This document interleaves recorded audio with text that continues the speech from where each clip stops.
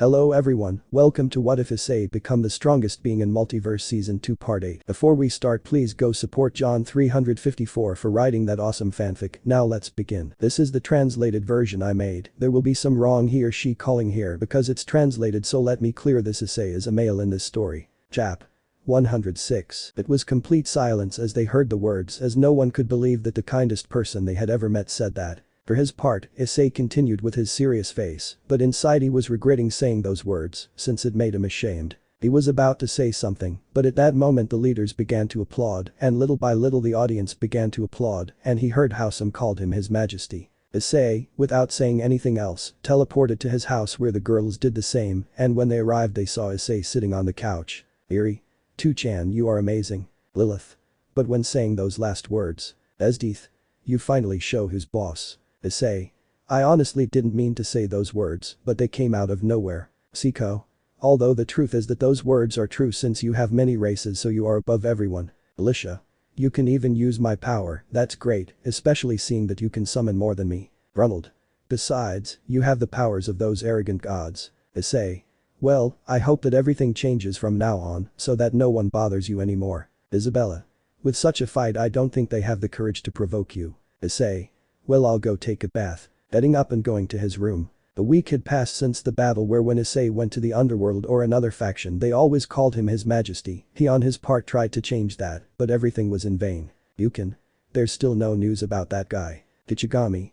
No, but I have a feeling that soon he will slip up and reveal his position. Astrid. Issei, this time I can go with you, yes. Issei. Sure, because it won't be fun. Astrid. Great. Getting up and going over to Issei and giving him a hug. Issei. He's surprised that you guys are calm. Athena. We talked about it and well, everyone will have their good moment if they can since not all of us like to travel. Raftalia. I'm fine here so I won't go anywhere since I have a feeling it would be a catastrophe. Morelia. I say the same thing, plus I stopped taking care of the girls. Became. It will be another time I guess. Issei. I understand. You know when this is all over I want us to be together forever. Hinata. But that's how it will be. Issei. What I want to say is that I wish to marry you only after finishing all this and living a peaceful life. Gabriel. That's how Issei will be, and when that moment comes it will be unique. Do you have some ideas of what you want our weddings to be like? Issei. Make it to her liking, as long as I can see her smiles, it will be more than enough. Margarita. I have an idea and it will be great, you'll see. Seraphil. Me too. Issei. I hope Kian Renksu is doing well in her training since I haven't seen her in a while. Najir. She must be training very hard to come back as soon as possible, you know how attached she is to Eri. Issei. Ha if you had met her before her. Griselda. You would have wanted to hit him like I did, but meeting Issei made her arrogance drop to the ground. Eride. Issei, do you not care if your rival is a woman? Issei. How would you have felt if she had refused the battle when you challenged me? Eride. Very annoying since you would be despising me. Issei. You see, I would be so serious with most of you, so for that reason I decide to fight no matter what gender it is. Pagaya. Well, let's leave the bad moments aside since remembering that gives chills. Naruko. How he beat you. Someone was about to answer, but both Issei and Shichigami stood up. Kichigami. I see that you are learning. Issei. I only felt a chill since the truth is that it is a skill that I still can't handle 100%. Kichigami. Don't worry, take your time, but you're ready. Issei looked at Astrid and she just nodded where he stood up from her and created a magic circle on her feet, changing her outfit to her battle suit. Astrid. It suits me well. Issei. It looks very beautiful on you. Astrid. And you will wear one of the ones you have. Issei. I'm not a big fan of armor or suits so I'm fine with what I'm wearing. But I would use something. Taking a cape out of a bracelet and putting it on. Issei. This will give me luck since it was made by a beautiful witch. Lefei. I wish you a safe trip. Issei said goodbye to each girl and then took Astrid's hand. They both entered the portal and Astrid opened her eyes and was surprised to see destruction below and many people. Issei was the first to fall, whereas he did so he stood up and extended his hands to grab Astrid. Issei. I think we came at a bad time. Seeing both sides and how on one side there were humans and on the other some strange creatures. Astrid. What do we do? Issei was about to respond, but he noticed a creature coming towards them, so he pushed Astrid away and hit the creature in the face, killing it instantly. Issei. I don't think we have many options, I think it will be time to fight. Astrid. I like that idea since we have time without combining our skills. Issei. Let's see what we get. summoning his sword where seconds later both armies began to run where they both remained still as they were in the center of the battle. Seconds later one approached them both and Issei cut a creature in half and Astrid cut off one of its heads. Astrid. Issei, is it me or that fat man has my father's abilities? Issei looked to the sides and saw a blonde with 2 hammers in his hands. Issei. I guess so, but they don't look alike, hahaha. Astrid. What kind of place will this be? Additionally, many people have unique abilities. Issei. If this ends well we can ask, I guess. Astrid. Okay, then we have to finish quickly to be able to do it and accomplish our mission. Issei. Good. Where they both ran out to fight the creatures where Issei put away his sword and began to use his fists and some other skills. Several were surprised by his abilities and that no one knew him or where he came from. Astrid, for her part, went to Thor to see him better, but she was very different from her father and she saw several Asgardians on the battlefield. Chap. 107. The battle continued where Issei watched as everyone fought and was surprised to see unique abilities more than a giant to see that with a single blow, he killed a creature. Issei. There are unique people in this place. Where someone pushed him away and when he turned around he saw a man killing one of the creatures. You should be careful, this is not the time to get distracted. Issei. I won't lie, there are a lot of things to see. Leaving the place to look for Astrid while she fought alongside some Asgardians. For his part, Issei looked to the sides and saw red armor. Issei. That armor has a very interesting technology, I like it. Following his path where at the same time he killed anyone who crossed him being the enemy. Minutes later he arrived where Astrid was. Issei. You're okay, you're not tired. Astrid. I'm fine, don't worry, you found something from him. Issei. I can't find it for now. Astrid. I see. I've heard of some who want to take that gauntlet into a time machine to destroy it. Issei. Do you want to go? Astrid. I've seen some warriors from Asgard and well. Issei just put his hand on his head and gave him a smile. Issei. Don't worry, I'll help them destroy that thing. You'll be fine alone. Astrid. I am a goddess Issei, don't worry. Issei just kissed her on the forehead and then went to the battlefield where he saw a guy carrying the gauntlet where several of you were after him. Issei put his hands on the ground where several roots came out, trapping the enemy and killing them instantly. Then he noticed how the gauntlet passed to another person where Issei continued taking care of his swords until he heard someone give the order to fire from the ship. Issei looked up where he saw many ships, without wasting time he jumped. Issei. Chibaku Tensei. Where many rocks surrounded the ships where those below were surprised by what they were seeing. Issei.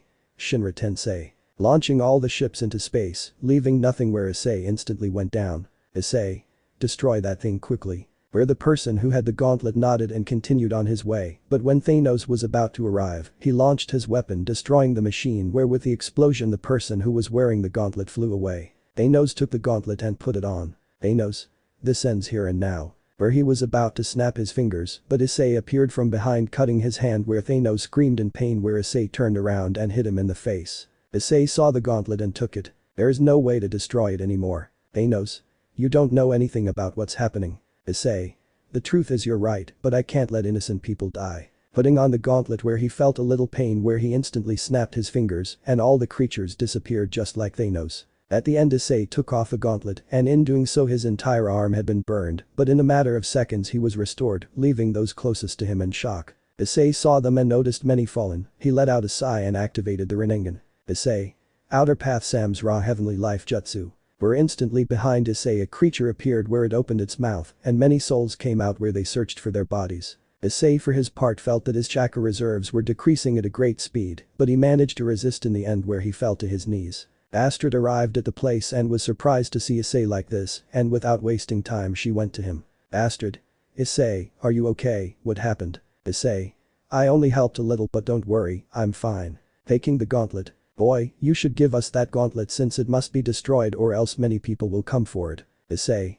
I can't do that because it didn't end as those who were present took an attacking position. Issei. Wait, let me finish. What I meant was that I can't do it yet because I feel life in one of these gems. What are you talking about? Issei. Inside the white sphere I see someone's soul. It is Natasha's soul, she gave her life to be able to get it. Issei. I see. Taking out the gem from the gauntlet where I simultaneously summon his staff. Issei. It's the first time I use this power. Where he inserted it into the ground and it began to speak in a language that no one understood where seconds later a light surrounded the gem and when everyone could see they were surprised to see a baby and how little by little it grew until it reached adulthood. Where at the end Issei created clothes for him. Little by little Natasha came down from the air and Issei took her in her arms and put her on the ground. Someone was about to say something, but then someone appeared and took the gauntlet and flew away with black wings that surprised everyone. Issei. Astrid, stay here, I'll go get him. She just nodded where Issei jumped following Rizofam. Issei. Stop. Rizofam. Wherever I go you always appear as how you managed to get here. Issei didn't respond and punched her in the face where she fell to the ground. Issei. This nonsense will end here and now. Taking him by the neck, he began to exert force until his head came off, but unfortunately for Issei, it was only a clone of him. Issei.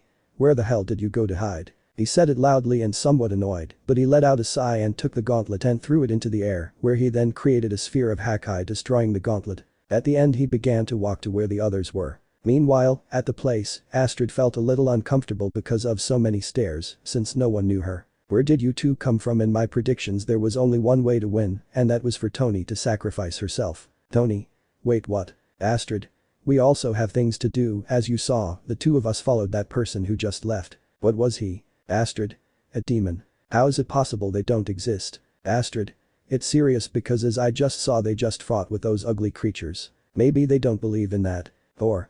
It's just the first time I've seen one. Astrid couldn't hold back her laughter when she saw it and started laughing. Thor. What are you laughing at, girl? Astrid. You should stop eating so much meat and eat healthier and exercise more. Thor. Because you ask me that. Astrid. Well, the truth is I come from another dimension and well you are my father. When everyone heard that, the Asgardians were even more surprised because Thor didn't know what to say. Thor. You have some proof. Astrid.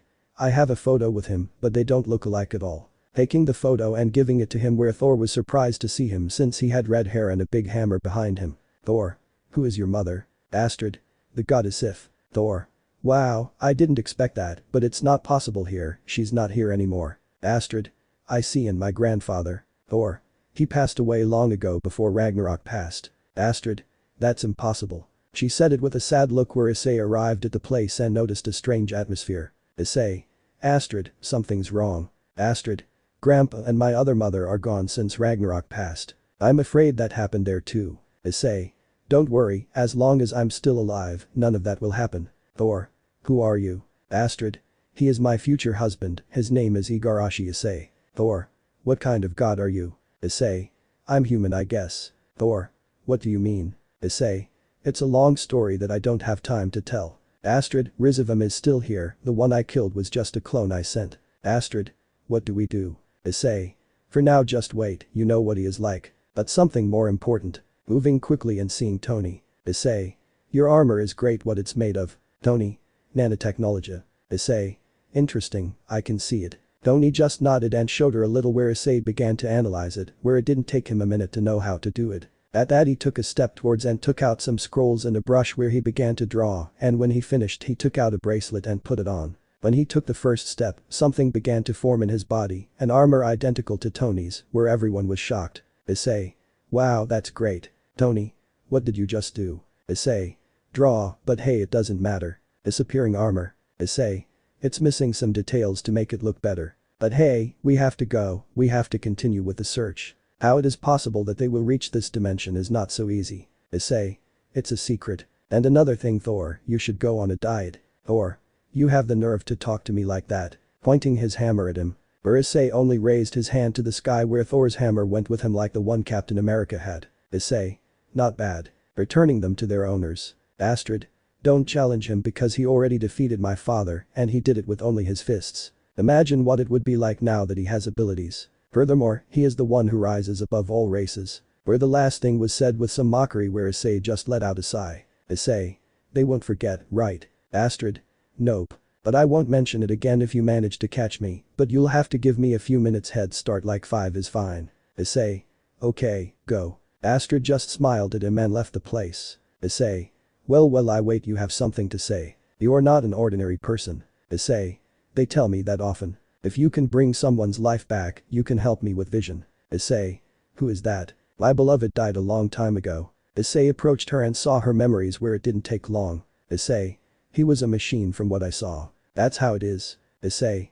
He could do something, but he would be an ordinary human. It doesn't matter, just that he is by my side is more than enough. Issei just nodded and took a hair from the girl. Issei.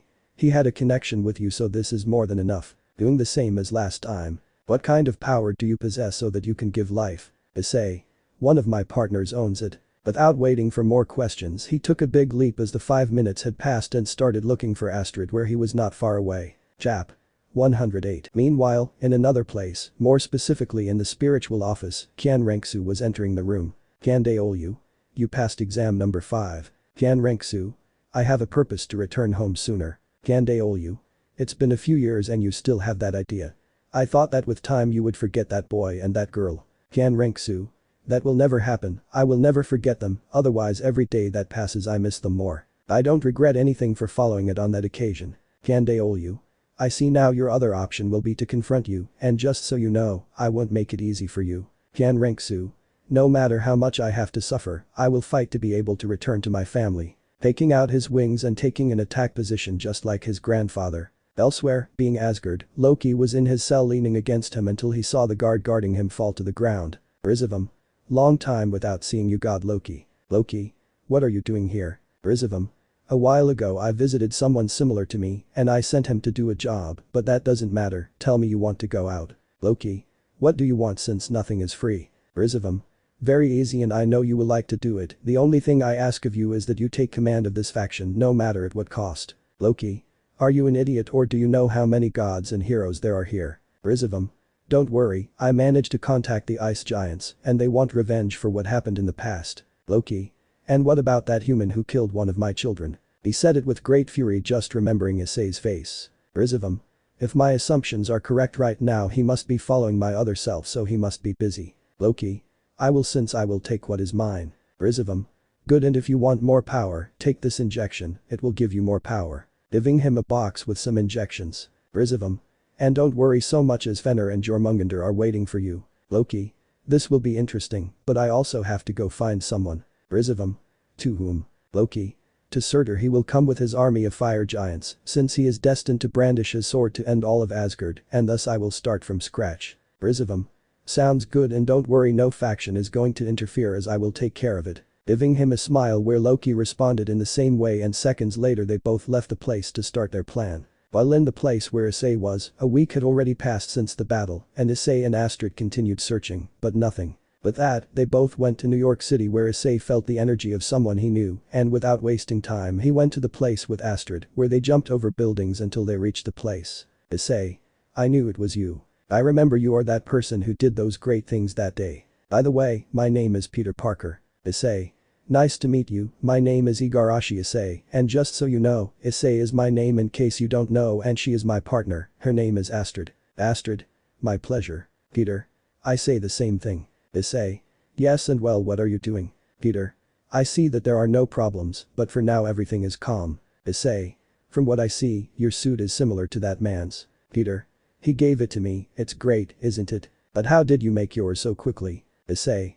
That doesn't matter. The truth is I saw you fight and how you swung was great. Peter. I don't think more than you. Astrid. Issei gets excited when he sees heroes tell the truth. Peter. You must be from where you come from. Issei. I don't know but it doesn't matter. I can see how you swing. Peter. Sure. Putting on the mask since he had taken it off when Issei arrived and then he jumped out of the building going for several and after a while he returned. Issei. Wow that looks great. Peter. The truth is, but you know how to fly, that's better. Issei. I'm going to try it too. Peter. Like. Issei. I'll see if I can use that better now. Starting to run and jumping from the building where in the air from his hands he took out some gold and red chakra chains, leaving Peter surprised. Astrid. Over time you get used to seeing the surprises he gives. Peter. So I see. I heard how Issei screamed with excitement and after a while he returned. Issei. I won't lie that was great. Peter.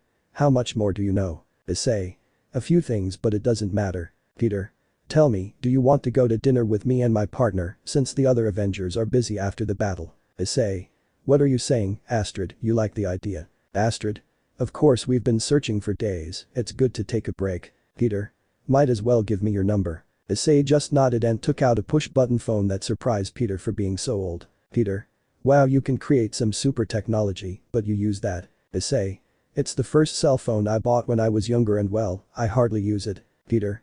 I see. Then we'll see you at night. Where the couple nodded and with that Peter left the place. Issei. Do you want me to carry you while I do that? Astrid. With you I would do anything. Hugging Issei where he grabbed her waist and they jumped from the place. Hours later, they were both walking through the city, attracting a lot of attention since Issei was dressed in a black suit, highlighting his golden hair with red, and Astrid was wearing a dark blue dress. That's when they met Peter. Issei. We arrived on time, right? Peter. Sure, let me introduce you, she's Michelle Jones. Michelle. You can call me MJ, that's what most people call me, and it's a pleasure to meet people like you. Peter. Come on, the place is reserved. Issei and company nodded and entered the place. The minutes passed and they talked about many things while laughing at the same time, but not without drawing attention to the female gender on the part of the girls. MJ. They have been watching us for a long time. Astrid. Believe me, it's common where we come from since Issei attracts a lot of attention, and I don't blame him, he's very cute. Peter. Tell me Issei, what is the person you are looking for? Issei. The truth is, I don't know, he is someone who leaves no trace of what he does and knows how to hide well. Astrid. He has caused a lot of disorder where we come from, thanks to him we are in wars. Peter. Wow, and you came here and you were in a. Issei. Believe me, I lost count of how many times I've been involved. Peter. It can't be easy. Issei. It's not, but it doesn't matter as long as innocent people don't die, I'm fine with it. MJ. How about we go for a walk, it's a good night. The rest nodded and after paying the bill that Issei insisted they left the place. In an unknown location in Asgard. Loki. Well, he declared that Ragnarok begins today. In that instant both Fenrir and Jormungandr roared and the frost giants shouted for battle. Surtr. I hope you don't deceive me, God Loki, or you will know the consequences. Loki.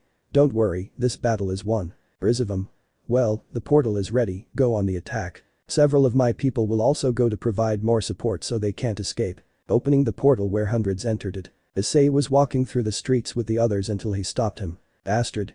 Something's wrong. Issei did not respond and jumped away from the place at great speed, leaving the civilians surprised by what they saw. After a few minutes of flight, Issei arrived at a forest where he detected a barrier and without wasting time he destroyed it and saw a cabin. Rizofam. What was my mistake? Issei. Use more of your power. Rizofam. It's too late now. Issei. It's not yet. Rizofam.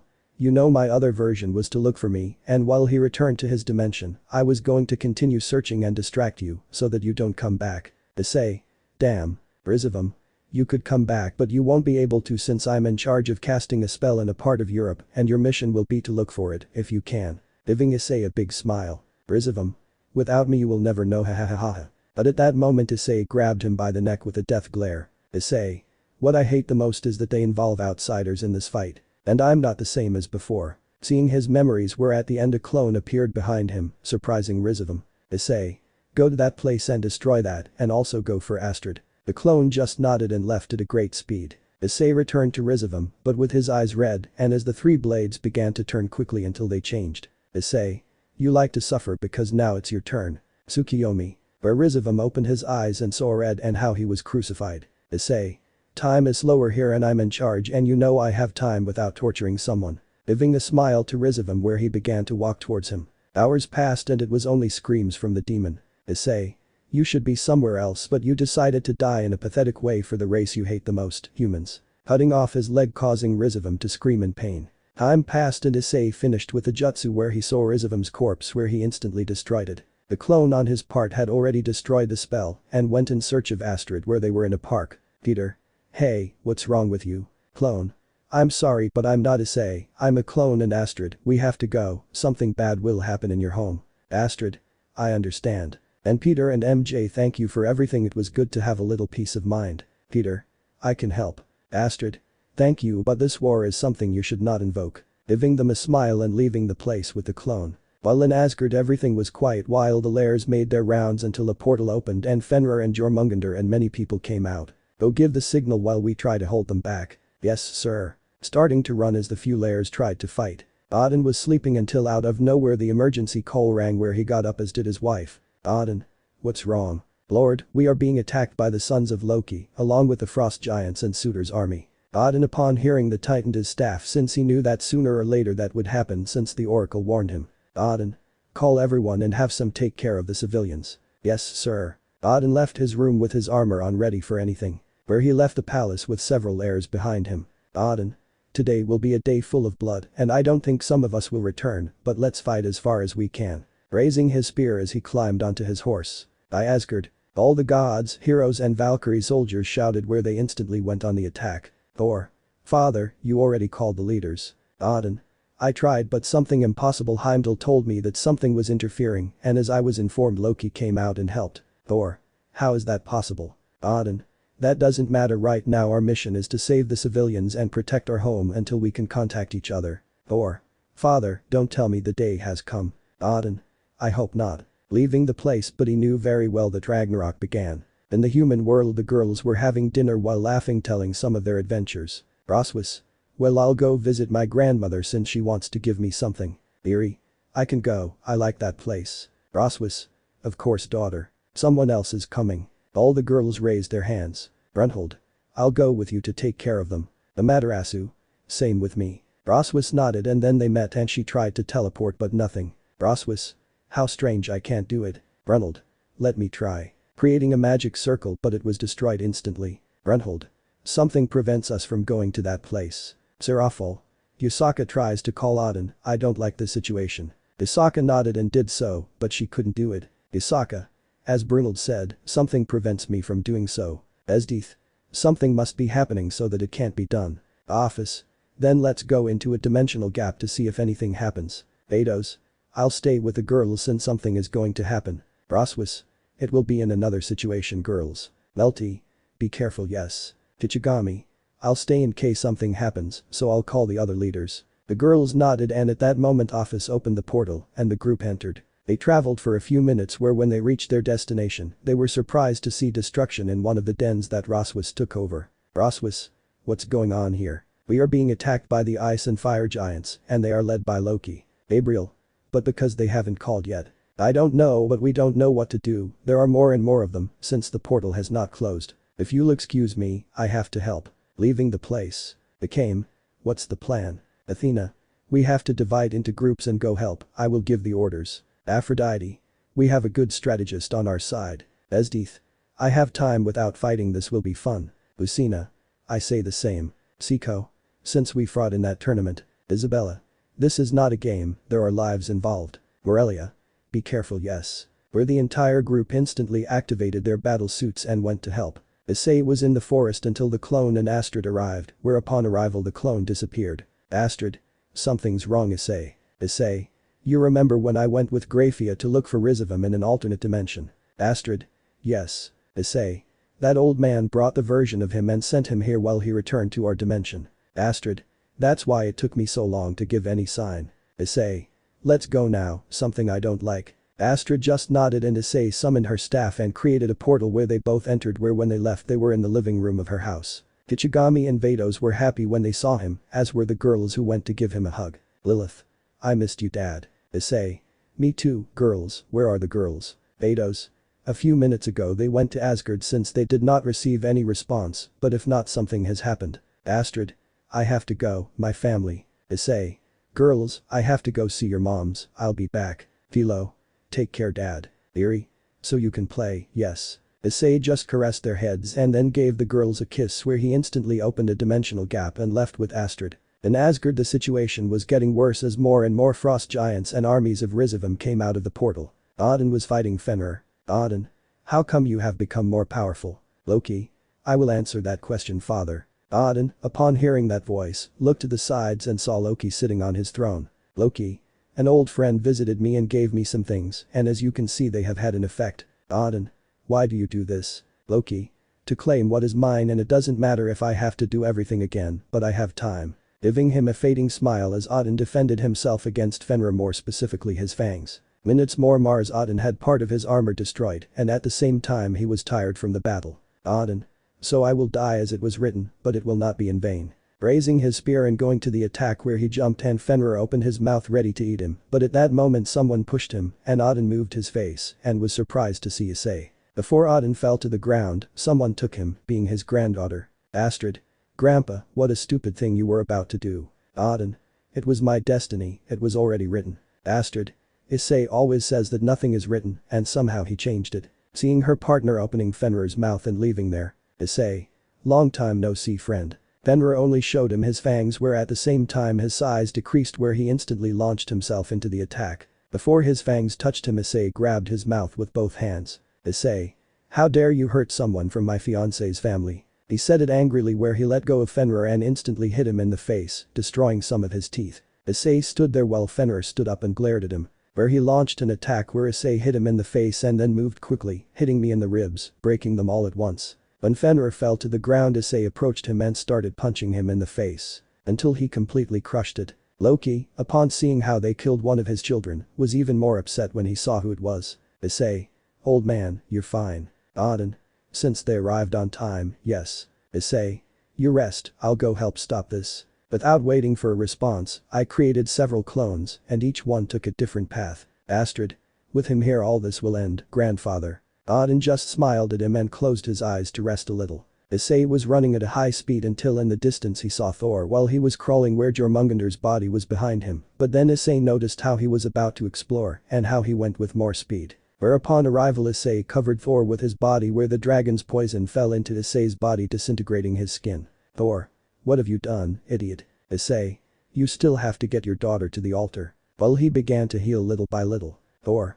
That thing is stronger than I thought, you know I had to die just finishing off Jormungander. Issei. As long as I live that will be impossible. Giving him a seed from the hermit and leaving the place. Where several clones crossed paths with the girls where they were happy to see him. Loki on the other hand was exploding with fury as everything was going from bad to worse. Issei was reaching the place where Surtr was about to crash his sword against the city, but Issei stopped him with his spiritual form. Surtr. So you are the one they told me about. Issei. What an honor, but you should know that you are not allowed to kill someone in my presence. Giving a blow to Surtr where he fell to the ground where he instantly got up. Surtr. My destiny is to destroy this place and no one will stop me. Issei. Well, my destiny is to end yours. Where at that moment a spear came out of the ground and Issei took it. Issei. I don't intend to drag this battle out so long since I have a lot to do. Where he began to put Hakai on the spear as well as chakra and mana, causing it to release a lot of power. Issei. 10th end of time skills. Throwing the spear where Surtr tried to stop it, but it was in vain as it hit him in the forehead, destroying his head and causing him to begin to disappear. Issei returned to her normal form and began to run while on the way she crossed several giants, but she did not take it into account and continued with her thing. With his sensor ability he managed to find Loki where he would be in the palace where Issei went with the speed where upon arriving, he destroyed everyone he crossed. Issei. How dare you do such stupidity, Loki. Loki. I take what is due to me and no one will interfere. Taking the syringe and injecting herself where his muscles grew. Loki. Now you're going to suffer. Issei. Not me, you will be the one who suffers. Fighting against Loki where he was surprised by his speed where Issei began to hit him in the face. Issei. I won't let you hurt my family. Giving him a kick in the abdomen where Loki flew away, remaining embedded in the wall. Without wasting time he went to Loki and took him out from where he was and began to hit him in the abdomen and then one in his face, breaking his bones. Loki only spit blood and was about to cast a spell on Issei, but he grabbed both of his arms and broke them, causing the god to scream. Issei. You like to make others suffer, but when someone does it to you don't like it, right? Loki. Damn monster. Issei. Believe me, you haven't seen me as a monster yet. Starting to hit him several times from all sides. Issei. Because of you, innocent people died. Breaking his leg where he was about to fall to the ground, but Issei grabbed him by the hair. Issei. Many will mourn the death of their loved ones, but you know no one will mourn yours. Cutting off Loki's head with his hand where he then burned the body and left the castle where as he did so he let out a sigh as it was all over. At that he let out a sigh and let himself fall to the ground while he felt many presences that were very familiar to him since they belonged to the girls. Chap. 109. A week had passed since the battle in Asgard where day and night gifts came to Issei from the citizens for seeing them saved where he happily accepted them. Brunhild. You know, Issei, this is the second time you stopped Ragnarok. Issei. It's something that should never have happened. Brunhild. I know, but the good thing is that it's over. Claire. What will you do now, Issei, since you have only spent this week at home? Issei. Maybe I'll go for a walk since most of the girls are busy and the girls are at the academy. And you're Brunhild, why didn't you go to Asgard like Roswus and asked her to receive your prize? Brunhild. You know those things don't interest me. And don't worry, Claire and I will go get the girls. Have a good time. Issei. Okay. Getting up and giving them both a kiss and leaving the house. Meanwhile in another place Rizofam was throwing everything against the wall with how upset he was since his plan to destroy a faction did not work. Rizofam. Damn, it's all because of that human. Letting out a sigh of frustration and heading to his experiment room. Rizofam. I need more ingredients to achieve what I want and to do so I need stronger demons. Seeing his device to travel to another dimension and be able to get what he wants. Rizofam.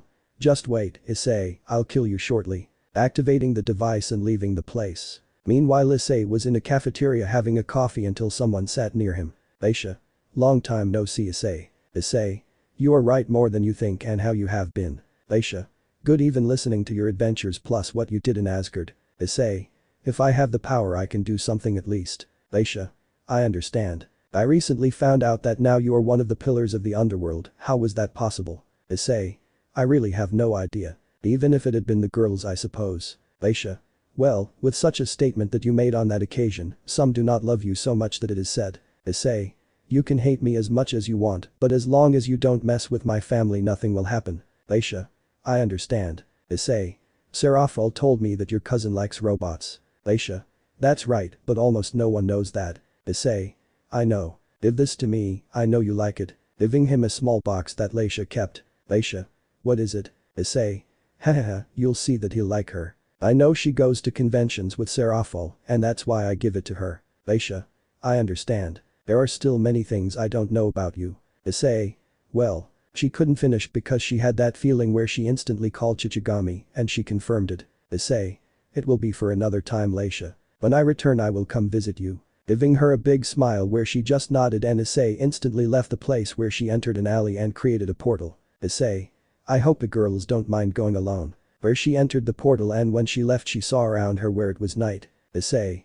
What the hell did you come here to look for Rizofam? Where he began to walk to leave the forest, but as he did so he felt many presences, some of them were humans, and others surprised him a little since they were demons. More when he noticed how two of them were going towards where he was going to leave, but at that moment a girl with brown hair and orange tips collided with him where he was about to say something, but a girl pointed her katana at the brown-haired girl where Issei stopped his sword. Issei.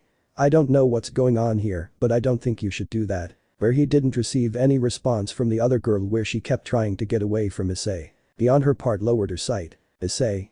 You look fine. The girl for her part only nodded. He also noticed how the girl had a bamboo in her mouth. He was about to say something, but then he heard how a crow spoke. Message I have a message from the barracks arrest Tanjiro and Nezuko and take them to the barracks. Arrest Tanjiro and the demon Nezuko and take them to the barracks. Tanjiro who wears a checkered haori and has a scar on his forehead and Nezuko who carries a bamboo in her mouth. Issei didn't know what to say until he heard the girl speak. You're Nezuko. She just nodded and Issei dropped the girl's sword and was about to leave, but Nezuko grabbed her shirt. He was about to say something, but he saw how Nezuko grew a little more, leaving him surprised. Issei. Something's wrong. Nezuko just stared at where Issei sweat dropped when he saw that she didn't say anything. He let out a sigh where he smiled at her and put his hand on Nezuko's head. Issei.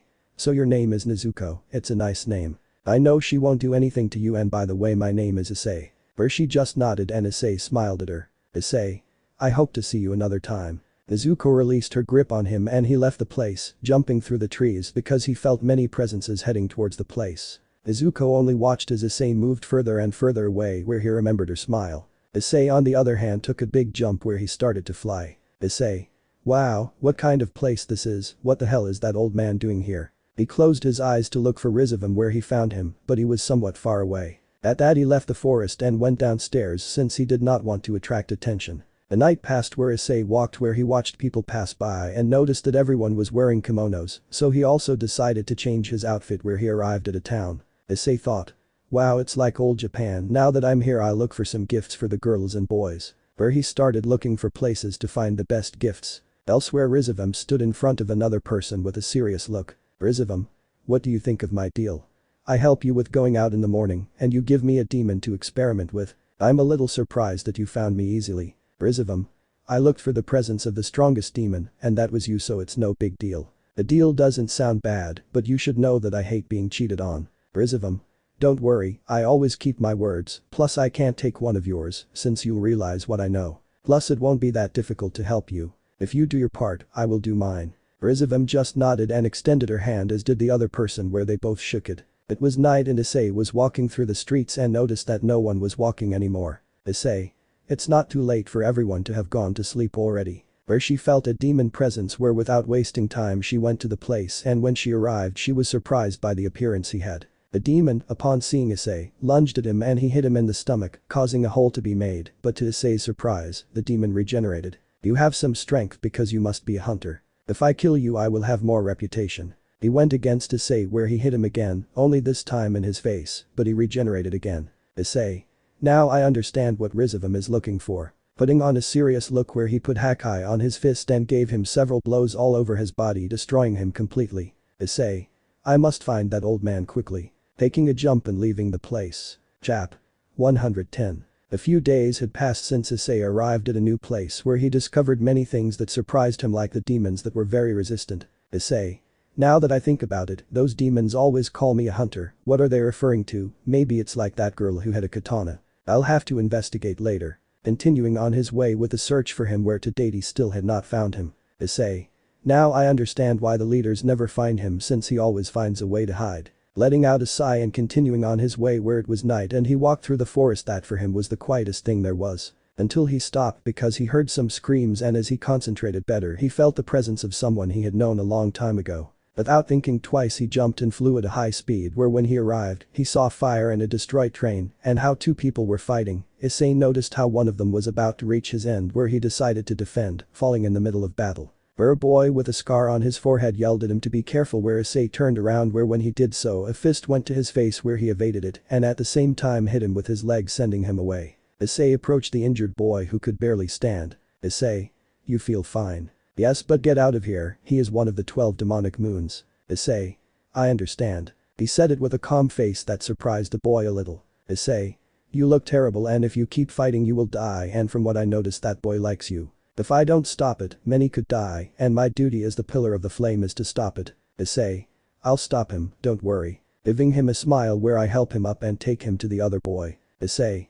Thanks for the warning. Turning around and walking back to where the demon was waiting for him not very happily. How dare you interfere in my fight, human? I will make you suffer for stopping my fun. Issei only took an attack position where he surprised the three since he was using his fists. This is the first time I've seen a hunter who uses his fists, this will be fun. Taking a position also where in a second he moved at great speed appearing behind Issei wanting to hit him, but Issei turned around and wanted to hit him in the face, but the demon crossed his arms out of instinct where his arms were broken. Ahahaha, you are not as weak as I thought. Moving his arms again as if nothing had happened to him. At that she launched herself into the attack, leaving a small crack under his feet where he began to fight Issei. While the other two watched the battle in amazement as she was fighting a higher moon. You are not weak, I will give you the option of being a demon so you can live longer. Issei. Thank you for the offer, but I refuse, I have already lived more than I should have. Giving him a kick in the stomach, he was about to send the demon flying, but then Issei turns around and gives him another kick that sends him flying through the forest. Issei.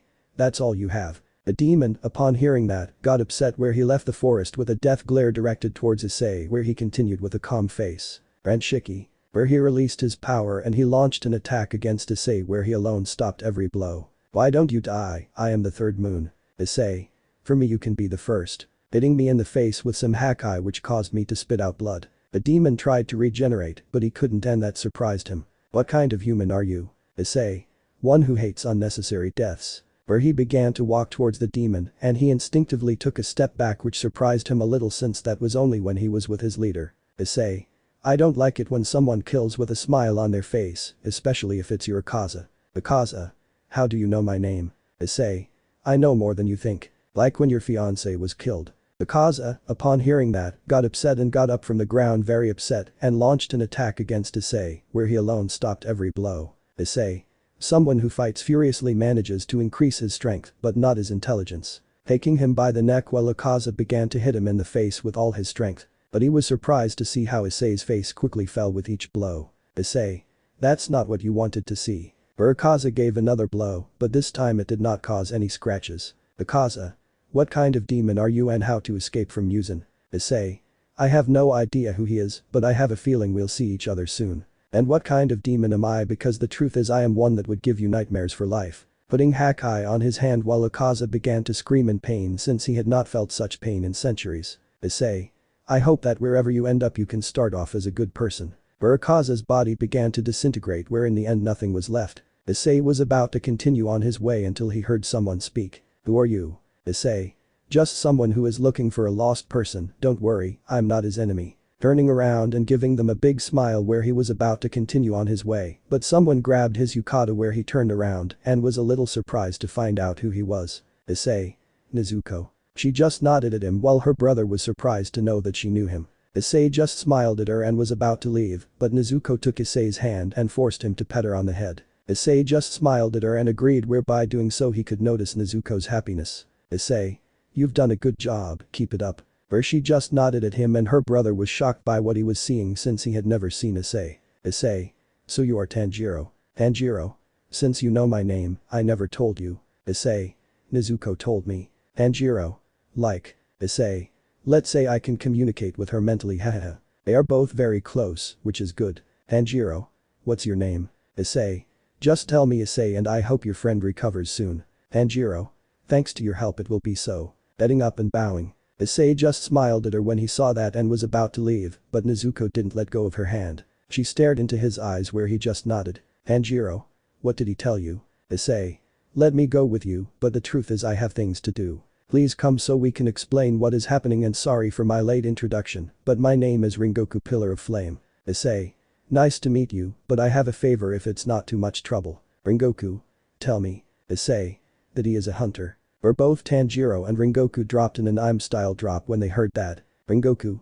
Sure. Issei just smiled at them and agreed to go with them where they went to look for two other companions, and Nezuko went to rest where Issei thought that was strange, but she put it aside for the moment. Chap. 111. After several minutes of walking they reached their destination where both Tanjiro, Rengoku, Zenitsu and Inosuke were taken to the infirmary, while Issei was guided to the boss room, along with several pillars behind him. Upon reaching their destination the pillars bowed where Issei just stood still. Thank you for saving the life of one of my boys. Issei.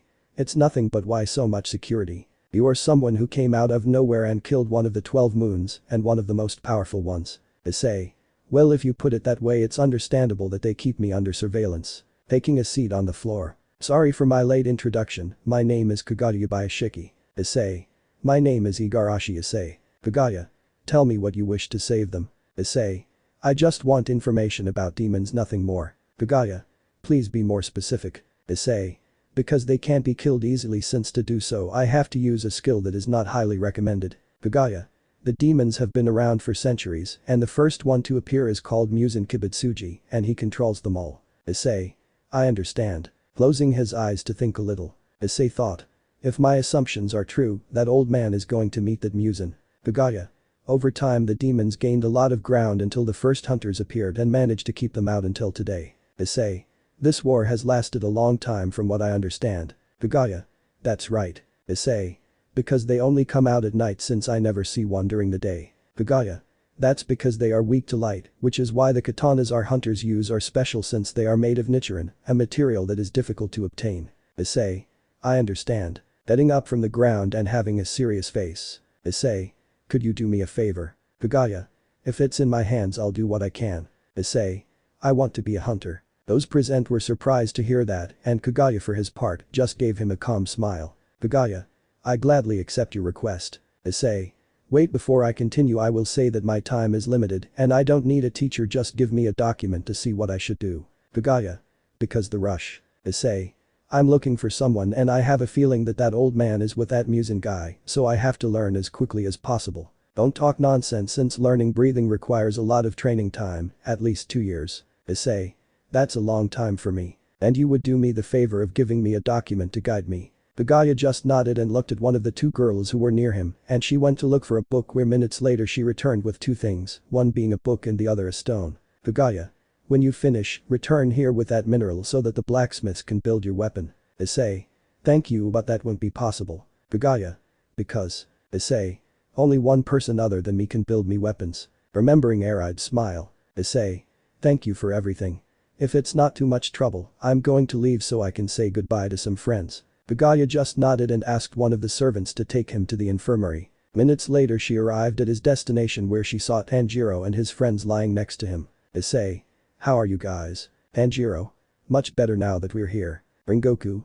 I'll have to recover quickly so I can get back into the battle. Isay. Don't try hard, every once in a while it's good to have a break. Although Issei could heal everyone's wounds, he preferred not to since he noticed how they had worked hard for so long and could use a break. Rengoku. What are your plans now? Issei. I'll go, I already have some information and I also have to train a little. Tanjiro. You will be a hunter too. Issei. Something like that. Hey Tanjiro, can I say goodbye to Nezuko? The person upon hearing that got up from his bed and stood in front of Issei, although he had to look up since Issei was much taller than him. Issei. You're Zenitsu, not a guy. Where Zenitsu hit Issei's hand as he extended his hand to greet him. Zenitsu. Don't talk to Nezuko-chan, she's mine. Hearing that, Issei just raised an eyebrow and looked at Tanjiro where he just let out a sigh. Issei. We're just friends, don't worry. Zenitsu. Just seeing your face gives me the idea of how popular you are, so don't get close to her. Tanjiro. Zenitsu, calm down, don't say that, and my sister is not your girlfriend since she always runs away from you. Issei. I better go. Without waiting for a response, he left the room while he continued listening to Zenitsu's complaints and Rengoku laughing at the situation. Issei only looked for Nezuko with her aura until he found her and knocked on the door. Issei. Nezuko, I'm Issei and well, I came to say goodbye since I have things to do. Where at the end of saying those words he was about to leave until the door opened and he entered and saw Nezuko sitting on the bed. Issei walked in and sat next to her. Issei. It must be difficult not being able to go out when it's sunny, no. Nezuko just nodded at him. Issei. Besides, you barely managed to maintain your composure not to eat someone, right? Receiving another nod. Issei. I will help you with that, just give me a little time since right now it is not perfect and when I achieve it you will feel the sun on your face again, I promise. Giving her a smile where she smiled back. Issei.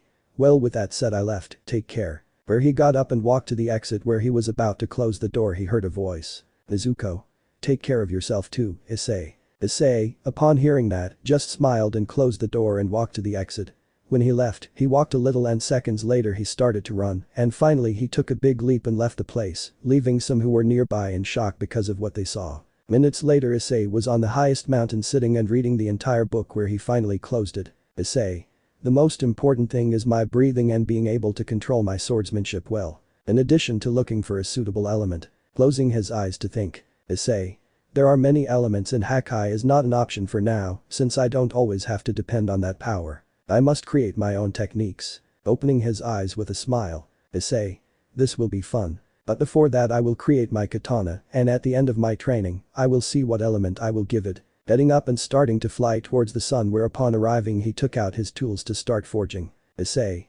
The more sunlight, the stronger the katana will be. Starting the forge where he spent about 2 hours, at the end he put it in a pocket dimension and went down again, falling into the mountain and taking a lotus position and starting a part of his training. Chap. 112. A few days had passed since Issei began his training where it was not difficult for him since his resistance was already great and even more so with swordsmanship. Issei. Well, this is more than enough for the moment since I have to finish looking for that old man. Taking a jump from the mountain where he completely destroyed it when he went down to the town, the first thing he did was eat since he liked to try new types of food. Hours passed and night came and Issei continued on his way until he remembered something. Issei.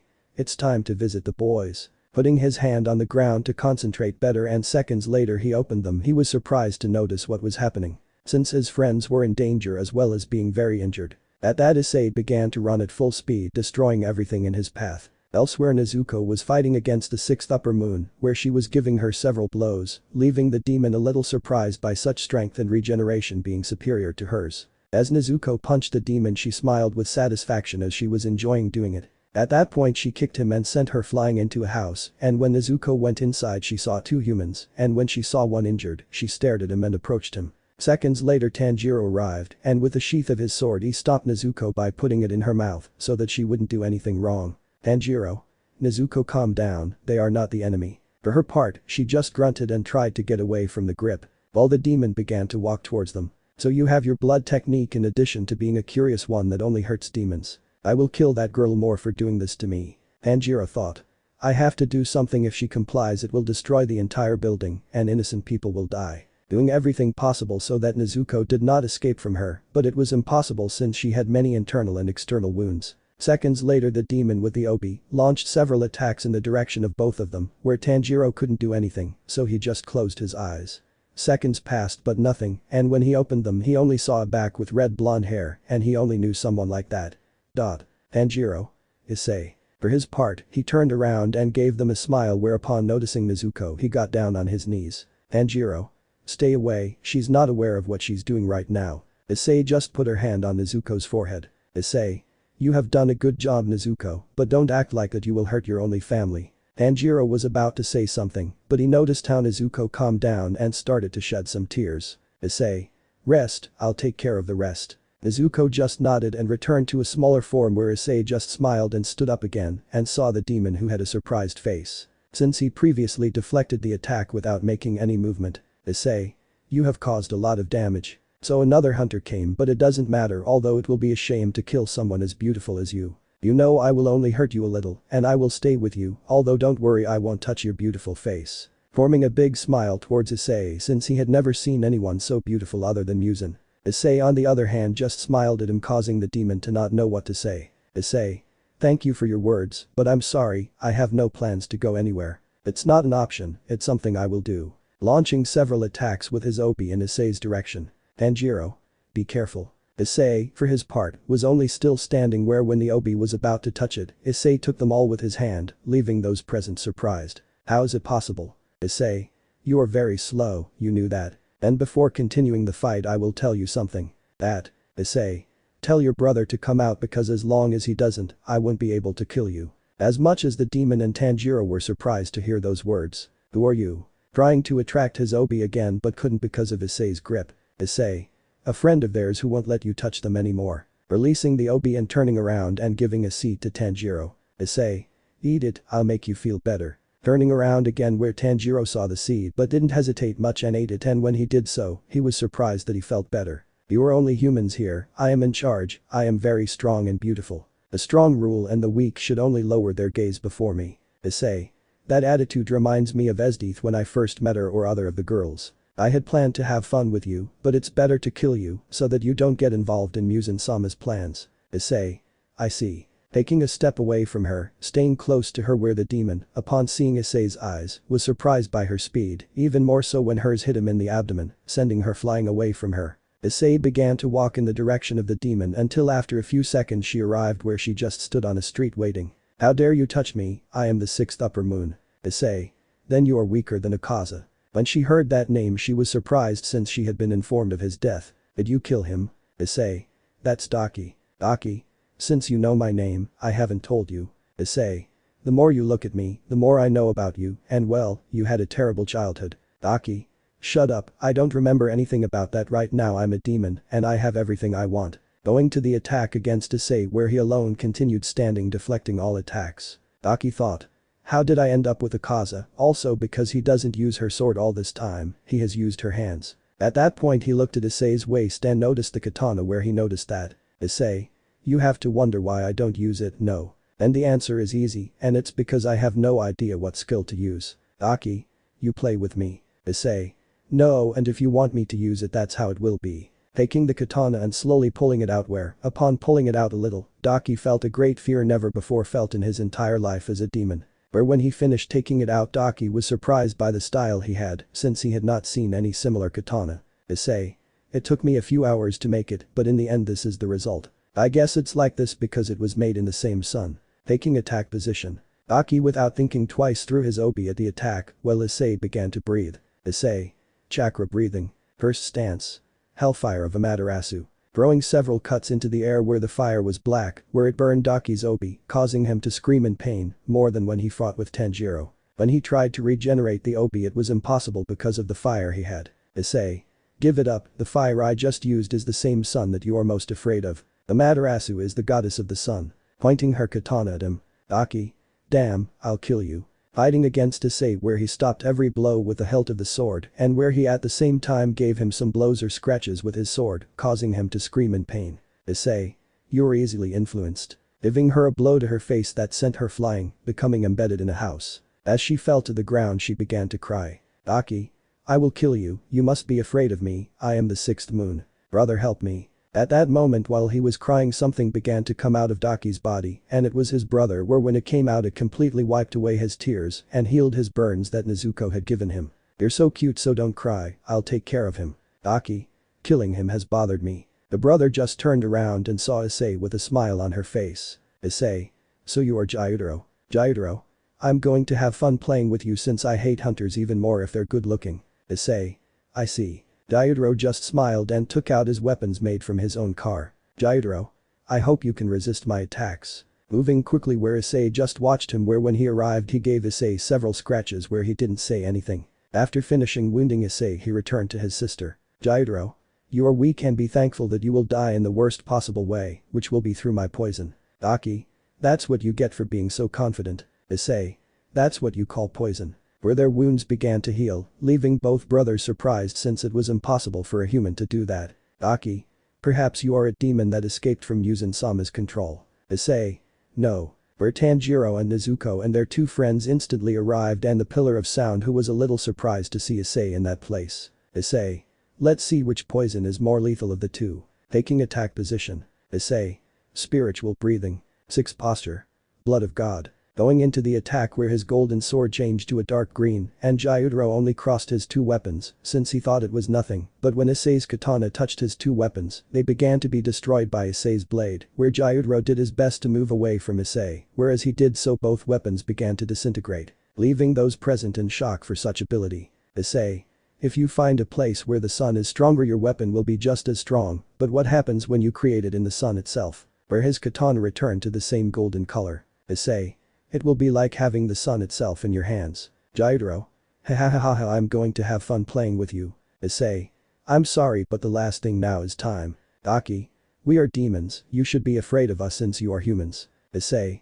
I've met many types of demons, but you are in the normal class. Tell me you want to see what a real demon is like. Putting his katana in the sheath and taking a step forward where his body began to grow, leaving everyone surprised with what was happening and seeing how his appearance changed and how he grew horns and wings and like spikes on his back.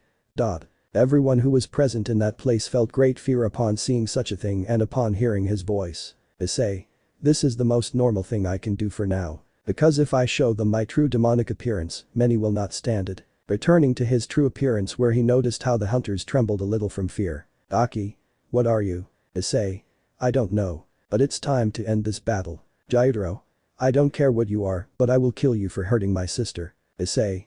Even though you are a demon, you continue to protect your family, and I really admire that. Smiling a little and taking out his katana again. Issei.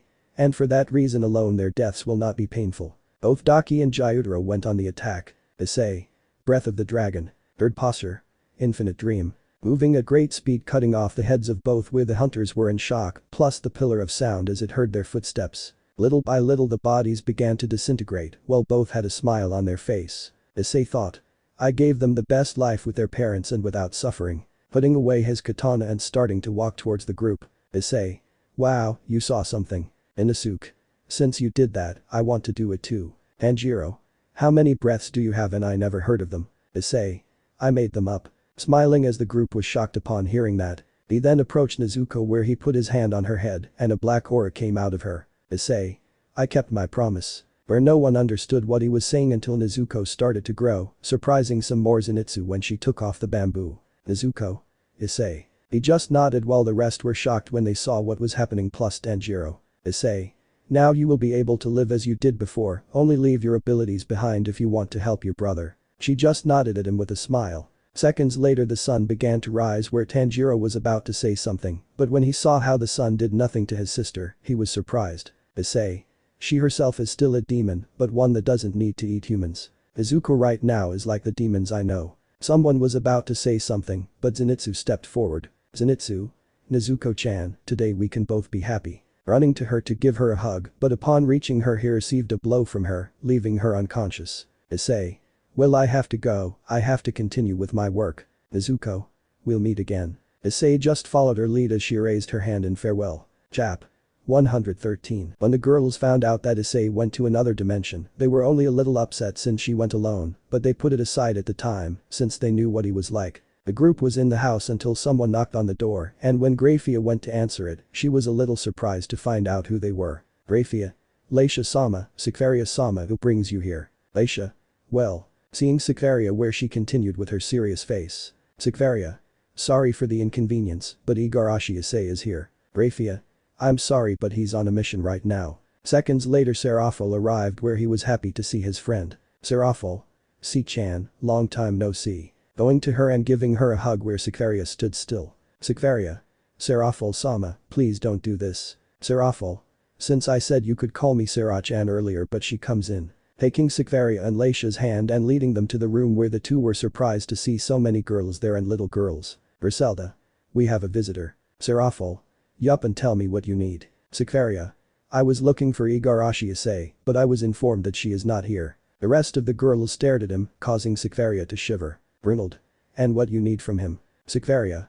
A few days ago Leisha brought me something and she told me that she gave it to him. She is nanotechnology and well this too. Taking out a small box where, upon pressing the button, a piece of golden armor came out, surprising everyone except one, Astrid, who only let out a sigh that everyone realized. Morelia. You know something. Astrid. When we went on that mission, he took that idea from someone else and, well, he wanted to experiment. Leisha.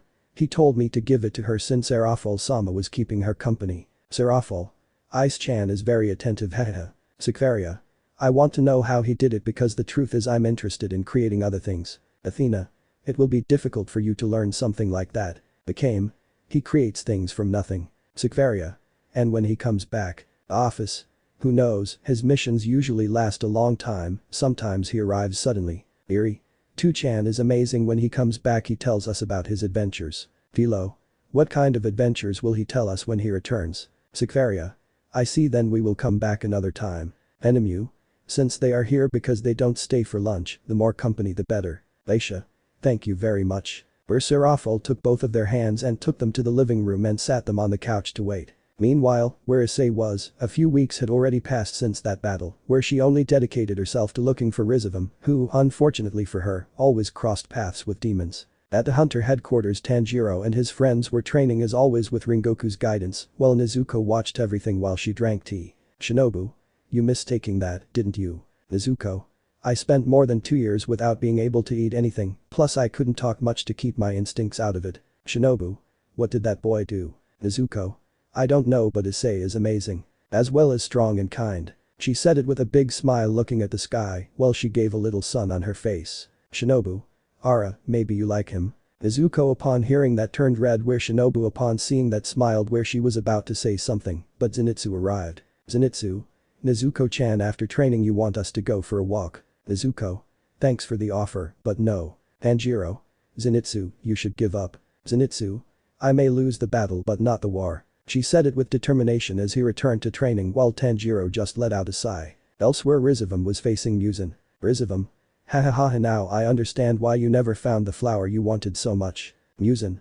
What do you mean? Rizofam. That flower only comes out during the day and it's no good at night and well I went to look for it and I already have everything ready. Showing him a bottle with a liquid. Musan. I thought it would take longer. Rizofam. This is nothing for me. I have already fulfilled part of my deal, now it is your turn. Musan just snapped his fingers where 2 demons entered while dragging one and when they were in front of him, they threw him at Rizofam's feet. Musan. Do whatever you want with him. Rizofam. Believe me I will and call everyone you want, it's time for them to feel the light. Musan just smiled and contacted all the demons under his command. 2 days passed where Issei had a bad feeling since he hadn't seen any demons. Issei. I don't like this, I always come across at least one, but nothing these 2 days. It would be better to return to headquarters, something is about to happen. Taking a leap and taking flight to the hunter headquarters where it only took him an hour to reach his destination. Some were surprised to see him still alive. He, for his part, walked through the place until he arrived at the chief's house. Kagaya. Long time no see. Issei. I've been doing some research. Kagaya. I was informed of what you did in the red light district and I thank you. Issei. Don't worry, it was also close by. But that doesn't matter, something bad will happen soon and it will be better to be on alert. Kagaya. What do you mean? Issei. For 2 days I haven't come across any demons and that's strange since I always go to the places where there are the most. Kagaya. That would be good, wouldn't it? Issei. Before getting here, look for all of their auras and within an hour they will arrive here. Kagaya. That's impossible. It will be daylight soon and. Issei. They have a very dangerous guy on their side who perhaps helped them overcome that aspect. Please call all hunters to be ready and evacuate civilians. Kagaya saw the girls where they nodded and raised the alarm where minutes later all the hunters were arriving where Nezuko, seeing Issei, was happy and went to him. Nezuko. Issei. Issei. Nezuko, long time no, see how things went. Nezuko. Fine, but if you're here it's because something is going to happen, no. Issei just nodded at her with a serious face. When everyone was present Kagaya called Issei to the front where he decided to speak. Issei.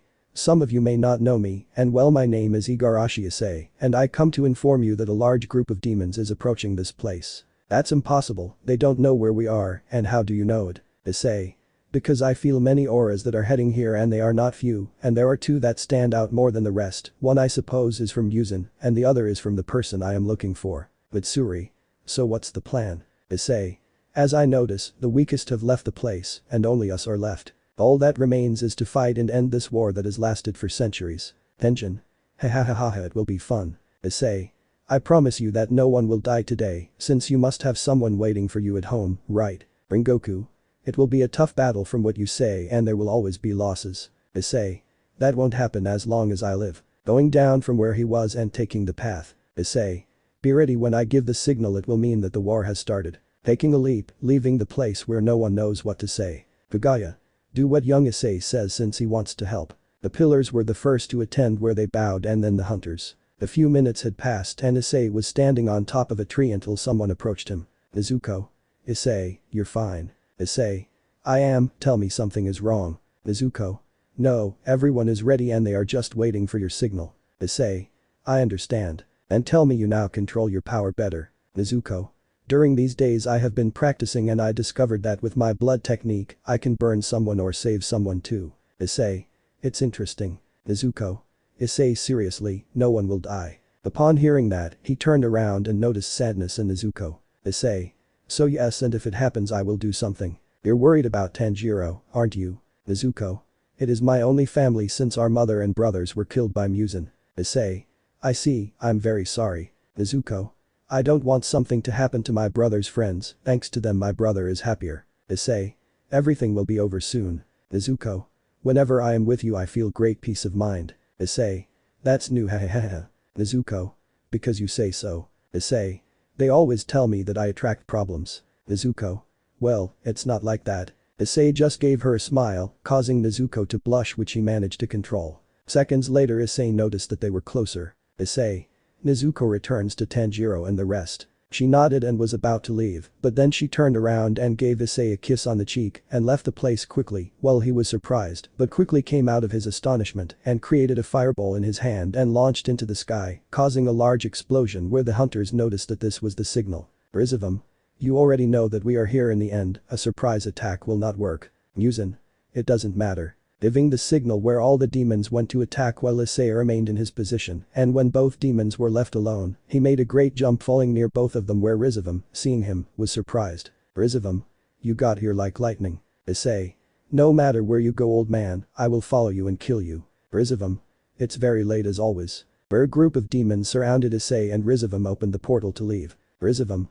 I hope you have fun. Entering the portal while laughing. Now we can have more fun since we can go out during the day. What better way to have fun than killing a hunter hahaha. Issei let out a sigh and pulled out the katana from him. Issei. You know I'm in a bit of a hurry. Taking attack position while the group launched the attack. Issei. Breath of the commandments. Ninth posture. Shmraken. Raising the katana to the sky where the demons only smiled but out of nowhere some spheres came out of his mouth, being his souls where they entered Issei's katana. Where several bodies fell to the ground dead. Issei. Just wait for me Rizofam, I'll finish the stupidity you did and find you. Starting to run to the headquarters while a great battle was taking place where Musan killed everyone he crossed. Since he managed to escape Issei's attack in time where he was surprised to notice how his soldiers died suddenly. Musan walked through Kaguya's residence until he found him where he was sitting in front of his garden. Musan. The day has come. Kaguya. They do all this because you can't get over wanting to die. Musan. Humans only serve to feed us, that's the only good thing they have. Kaguya. This is the end of a long battle. Musan only continued on his way where when he was about to arrive Issei fell between them. Issei. So you are Musan, this will be the first and last time we meet. Taking out his katana from its sheath where Musan felt a chill as he remembered someone. Issei stepped forward and changed his appearance to Yoriichi. When Musan saw that he began to tremble since he knew very well who he was. Issei. How about we resume the fight we left pending years ago? Musan. How is it possible, you must be dead, you are a human. Issei. Sometimes the people you despise the most can be the ones who can give you the most surprises. Musan just called several demons and he launched the attack while he began to run. Issei. Sacred breathing. 7th position. Judgment of God. Where the katana turned white and Issei moved at great speed, giving each demon a brush where at the end he put the katana away again. Ahaha just that. What the? It was not finished, they began to feel great pain where they removed the part where they were injured, but it was too late the pain spread throughout the body, where at the end their entire body glowed until it was destroyed, leaving nothing left. Issei returned to his true appearance and continued on his way, leaving Kaguya surprised by what happened. Musan called to all the upper moons where they quickly arrived and were in front of him. One of them was about to say something, but someone else beat them to it. Issei. I'm glad that everyone is together, it will be easier. The group upon hearing that turned around and saw Issei standing at the door. Musan saw a girl that he had like an instrument in his hands where she just touched it and everything started walking where he sent Issei somewhere else. As he fell he pulled out his katana. Issei. Hakai breathing. Fifth posture. Destruction of souls. Nailing the katana into the ground where the girl dropped the instrument from her and began to scream in pain while everyone noticed how his body began to disappear. Thoma. What the hell is happening to him? Issei. The answer is very easy. Where he was again in the same place as before. Issei. The ability I use is connected to it and well I used mine and here is the result. Hakushibo. Who are you? Well he had a calm look. Issei. Just someone who wants to end this war just like your brother would have wanted. Hakushibo. How do you know about him? Issei just took out his katana from his sheath and pointed it at them. Issei. I know everything about you and I'm not happy about what you've done. Giving them a serious look as 5 clones left the demons surprised where they drew their swords. Issei. The era of chaos comes to an end today. Going against Musan while he evades the blow, but with a lot of pain since with just one rose he felt great pain. Hakushibo was facing a clone where he pulled out a katana with some spikes next to him. The clone began to exhale and took an attack position. Clone. Solar respiration. Ninth posture. Sun rays. Going to the attack at a great speed while Hakushibo was a little surprised that someone knows the breath. Clone. Just so you know, this is not your brother's breathing, this is what he invented with the help of the sun itself. I also possess the grace of the sun. Launching several attacks with his sword where Hakushibo barely managed to evade. Musan. I've been waiting for this moment for years and now that I can finally go out and nobody arrives. Issei. The only thing you cause is suffering and my duty is to stop that act of yours. Cutting off one of his arms, causing Musan to scream in pain where he jumped back and another one regenerated again. Issei. I have been hated by many people throughout my life, but I don't care as long as my loved ones and friends have a smile. I don't mind carrying the hatred and contempt of everyone. As he walked towards Musan where he launched attacks and Issei evaded with his katana easily. Issei. When people are protecting something really special to them they can really become as strong as they can be. As long as you only fight out of greed that will get you nowhere. Standing in front of Musan with a serious look while he felt afraid when he saw those eyes. He was going to call the moons, but when he looked at the place he was shocked since they were dead and the only one alive was Hakushibo who was on his last legs with many injuries. Issei. I could have finished you with a single attack, but I wanted to see your desperate face like the ones you see when you killed human beings. Musan. Everyone wants to live a long time, everyone would give anything to live just like you. Issei. I have lived longer than I thought. Taking attack position. Issei. This is goodbye. Musan started running since he still didn't want to die. Issei. Breath of the gods. 10th posture. Punishment of Hades. Where Issei stabbed the katana into the ground and skeletal hands grabbed Musan's legs as he was dragged down as he screamed in pain. Where he at the same time asked for help but everything was in vain. When they completely dragged him away, every demon that had a connection with Musan fell dead, where the hunters were happy about what had happened since the war had finally come to an end. Chap. 114. It was getting dark where there were only screams of happiness from all the hunters where Issei was still standing with katana in hand. Issei. The good thing is that this battle of so many years finally came to an end. Putting the katana in his sheath and then putting it in a pocket dimension. He was about to walk into the forest to return to his house until he heard someone say his name where when he turned around it was Nezuko walking towards him. Issei. It's all over now. Nezuko. I'm glad you're okay. Giving him a hug since he couldn't be with him during the battle. Issei. How is the situation? Nezuko. Only a few injured but no one died like you said. Issei. That's good. Nezuko. Now that everything is over, what do you have planned? Issei. We'll go back home. Nezuko. What town do you live in? Issei. One very far away. And what do you have planned now that there will be no more fights? Nezuko. I don't know. At the moment no one thinks about what will happen next. Issei. It was like they had dedicated their entire life to fighting that they didn't think what to do next. Nezuko. Tell me Issei, do you want us to go to the town to get to know you better? He said it with some sadness. Issei. Of course, I also heard that there will be fireworks. Nezuko upon hearing that gave a big smile to Issei which he responded to. Nezuko. See you later. Leaving the place while he said goodbye to him. Issei. Well I'll come back later. Leaving the place to see the situation. While the other side being the underworld, Morelia and Shiel were waiting for the girls to leave the academy. Shiel. I honestly never thought about this moment. Morelia. I understand you, in the past I indulged so much in governing that I did not pay much attention to my daughters, and that is why one of them took a bad path. Melty had to grow up faster than normal, and that's why she didn't have time for games or getting along with children her age. She'll. But now everything is different since she acts like a girl hahaha. Morelia. I know, but I like to see her like this without worries. Watching how the group of girls addressed them until two people stood in front of them. At that point they noticed how Yui took a step back with fear on her face where they both went to see. I missed you my daughter. Giving him a big smile. Yui. What are you doing here, you left me. Getting behind Sarada and Eri. Lilith. What do you want with my sister? Giving him a serious look where the couple felt a chill but put it aside. Daughter, it's time to go back. Sorry for the delay, we miss you. Where she started to walk and stretched out her hand to take Yui, but someone took her hand being Morelia with a serious look. Eri. They want to get to Yui-chan. The man saw both women from head to toe and smiled because of how beautiful they were. Why don't we go to a better place so the three of us can have fun? She'll. Get out of here or everything could end badly. She is my daughter and she will come with us. At that moment she'll hit the woman in the abdomen since she knew what they did to Yui. She'll. You have the courage to come forward after what they did. Why don't they better leave but without my daughter? Morelia. Perhaps you wish for death. When the man heard this, he got upset because after spending all his money selling Yui and finding out that he lives well, they wanted to get more from him. We are her parents. She'll.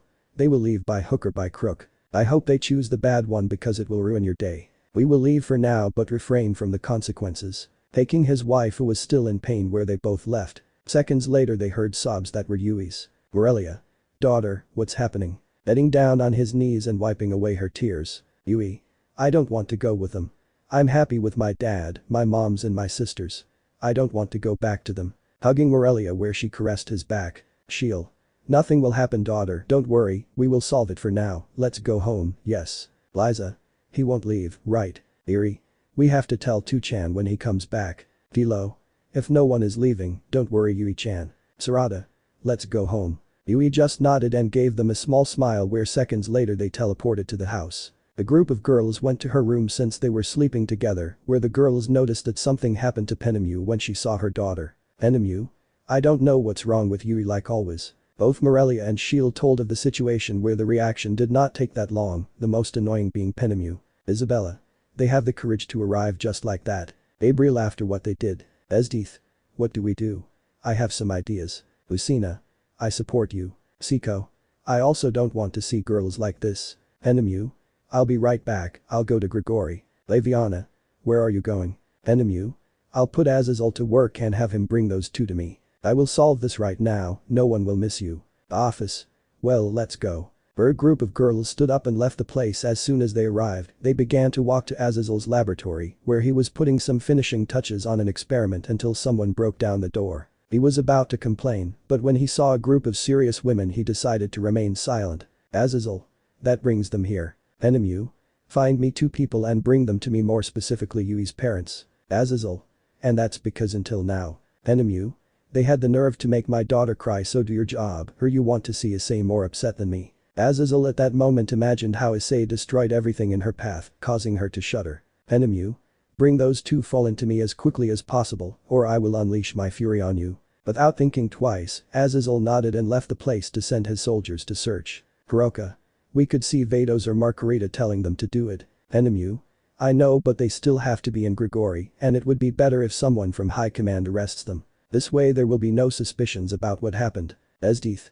I don't care how they bring them up, the truth is I want to hit those two. Lucina. It's good that Issei is not here because otherwise what a tragedy it would cause. Penemu. Let's go to the room and wait since it's the only thing we can do. Taking the path while the rest followed her. Half an hour later the door to the room opened where Azazel had directed them both. Seeing them, Penemu wanted to go kill them, but Siko stopped her. Azazel. Well, I'm done, he left me. Closing the door where he started to run so as not to know what was happening. I see the leader recognizes how strong I am and rewards me with such beauties. More when there is a cadre. Penemu. Those will be his last words of pure stupidity. What a character, but don't worry, then you will have a beautiful smile on your face. Where the woman approached Penemu with a big smile, and when she was about to touch her, Penemu cut her hand with a spear of light. The screams and spurts of blood from the fall were not expected. You can. I'll have fun with both of you for making the little girl cry. What the hell is wrong with them? Penemu. Today they both died and it will be for making my daughter cry. We didn't even know you had a daughter. Enemu? Her name is Igarashi Yui. Maybe you're crazy in the head, that brat is mine. Enemu? I know what you both did and it's time to pay. I don't care who they are, but I will make them pay. Creating a small spear of light. Enemu? Siko, Lucina and you can get rid of that woman and the rest of us are going after the idiot. Where the group agreed and went against both of them. Chap. 115. Everyone in Grigori heard the cries for help and some were about to go help, but Azazel made sure that no one bothered because if not he would have to pay for the broken dishes later. The girls, for their part, beat the couple so much that they no longer even recognized each other, with Penemu being the one who took even more revenge at the end. Siko destroyed both bodies. Esdeath. Well, no one will tell Issei about this. You can. It will be a secret that we will take to the grave, since if they find out I have the feeling that it would bring them back to life and kill them again. Enemu? Rest assured that that would happen, so no one will say anything. Where the group nodded and left the room where Azazel just stood there military style so they wouldn't say anything to him. Meanwhile, elsewhere Issei was walking to town with Tanjiro and his friends. Issei. And what are his plans now? Zenitsu? Get married and relax. Tanjiro. I will return to my home. Inosuke. Go to the mountain and be the king ha. Issei. I'm happy for you. Tanjiro. And you Issei, what do you have planned? Issei. I'll go back to my house too. Where the group arrived at the town and felt the great atmosphere of joy. Nezuko, seeing the group, went to them and Zenitsu, thinking that he was going towards hers, rushed towards her where Nezuko easily evaded him. Tanjiro. Good job. Issei. And what's the plan guys? Nezuko. Brother Kana wants to talk to you, he's waiting for you, and I'll go show Issei the town. Taking the young man's hand and leading him away from the place, leaving the group. Issei. And what will we do? Nezuko. Well, it's the first time I come to this so I don't have many ideas haha. Issei just smiled at her and took Nezuko's hand and took her to several places where they had a game where they both had a good time. A week passed where they both went to many places while Issei felt like someone was killing him with their gaze, being Zenitsu, but he didn't take much importance at the same time. Issei. Nezuko, I have to return home since she has been away for a long time. Hearing that, she erased the smile on her face. Nezuko. I had a great time, I didn't have so much fun in a while. Because you have to leave, maybe you don't like this place. Issei. I have people waiting for me and I can't take that long. Nezuko. Who? Issei. My partners, my little sister and my daughters. Hearing that, Nezuko looked down where Issei instantly heard sobs. Nezuko. I thought you would be alone. But a part of me knew that was a lie, since you are someone unique it was impossible for you to be alone. Issei. Nezuko. Still. Looking up and giving him a smile. Nezuko. I will be by your side because if I let you go I will regret it for the rest of my life. Since thanks to you everything changed. Issei. You know what you're saying. If you go with me, I don't know when you'll see your brother again. Nezuko. He knows how I feel about you and I returned to the village yesterday. And I'm also older and I can make my decisions. Where he stood up and extended his hand with her smile. Nezuko. I'll go wherever you go Issei. Hearing that, Issei stood up in the same way and took the girl's hand and gave her a hug. Issei. If so, let's go. Summoning a staff surprising the girl. Issei. There are many things I must tell you. I hope you won't be too surprised. She just nodded and took Issei's hand where they both entered. As she left Nezuko was surprised by the large house that was in front of her and even more so by how different everything about it looked. Issei entered the house with Nezuko where when she arrived in the living room she saw the girls with some girls. When they saw him, they were happy and surprised by who was coming. Yuri was the first to stand up and went to Issei giving her a hug where seconds later the rest of the girls went. Issei. It's been a long time. They have been well behaved, right? The group of girls nodded happily. Issei. I want to introduce you to Nezuko Kamado, she will live with us for a while. The girl saw the young girl and gave her a big smile which Nezuko reciprocated. Issei. You know Iri, she looks a little like you too. Seeing Nezuko where she took out her horn and got tattoos all over her body leaving everyone present in shock, but Iri was happy to see someone just like her where she instantly also took out her horn. Iri. We're equals, great. Nezuko. Hehe yes. Issei. Girls, can you show him the house, please, I have to talk to the girls. Both Iri and Lilith took Nezuko's hand and led her away from the place. Arena. Mission no. Was interesting. Isaka. I would say a lot. Issei. There is a problem. Having a serious face where the girls instantly became alike. Issei approached the group and told the situation where they were surprised by everything that happened. Kichigami. I can't find him. Eidos. Me neither and that means he's not in this dimension right now. Issei. I guess he went somewhere else. Kichigami. Maybe it will take a while to get out of where he is, and only then will we be able to find him again. Issei. It's the only option left. Lying down on the ground. Enemu. Leaving that topic aside, how did you meet Nezuko? Issei, hearing that, quickly sat down again and she saw smiles on the part of the girls. Issei. I'll tell you later, now I need you to call the rest. Isabella. You like to escape, no. Issei. No, well yes, but this is important. Betos.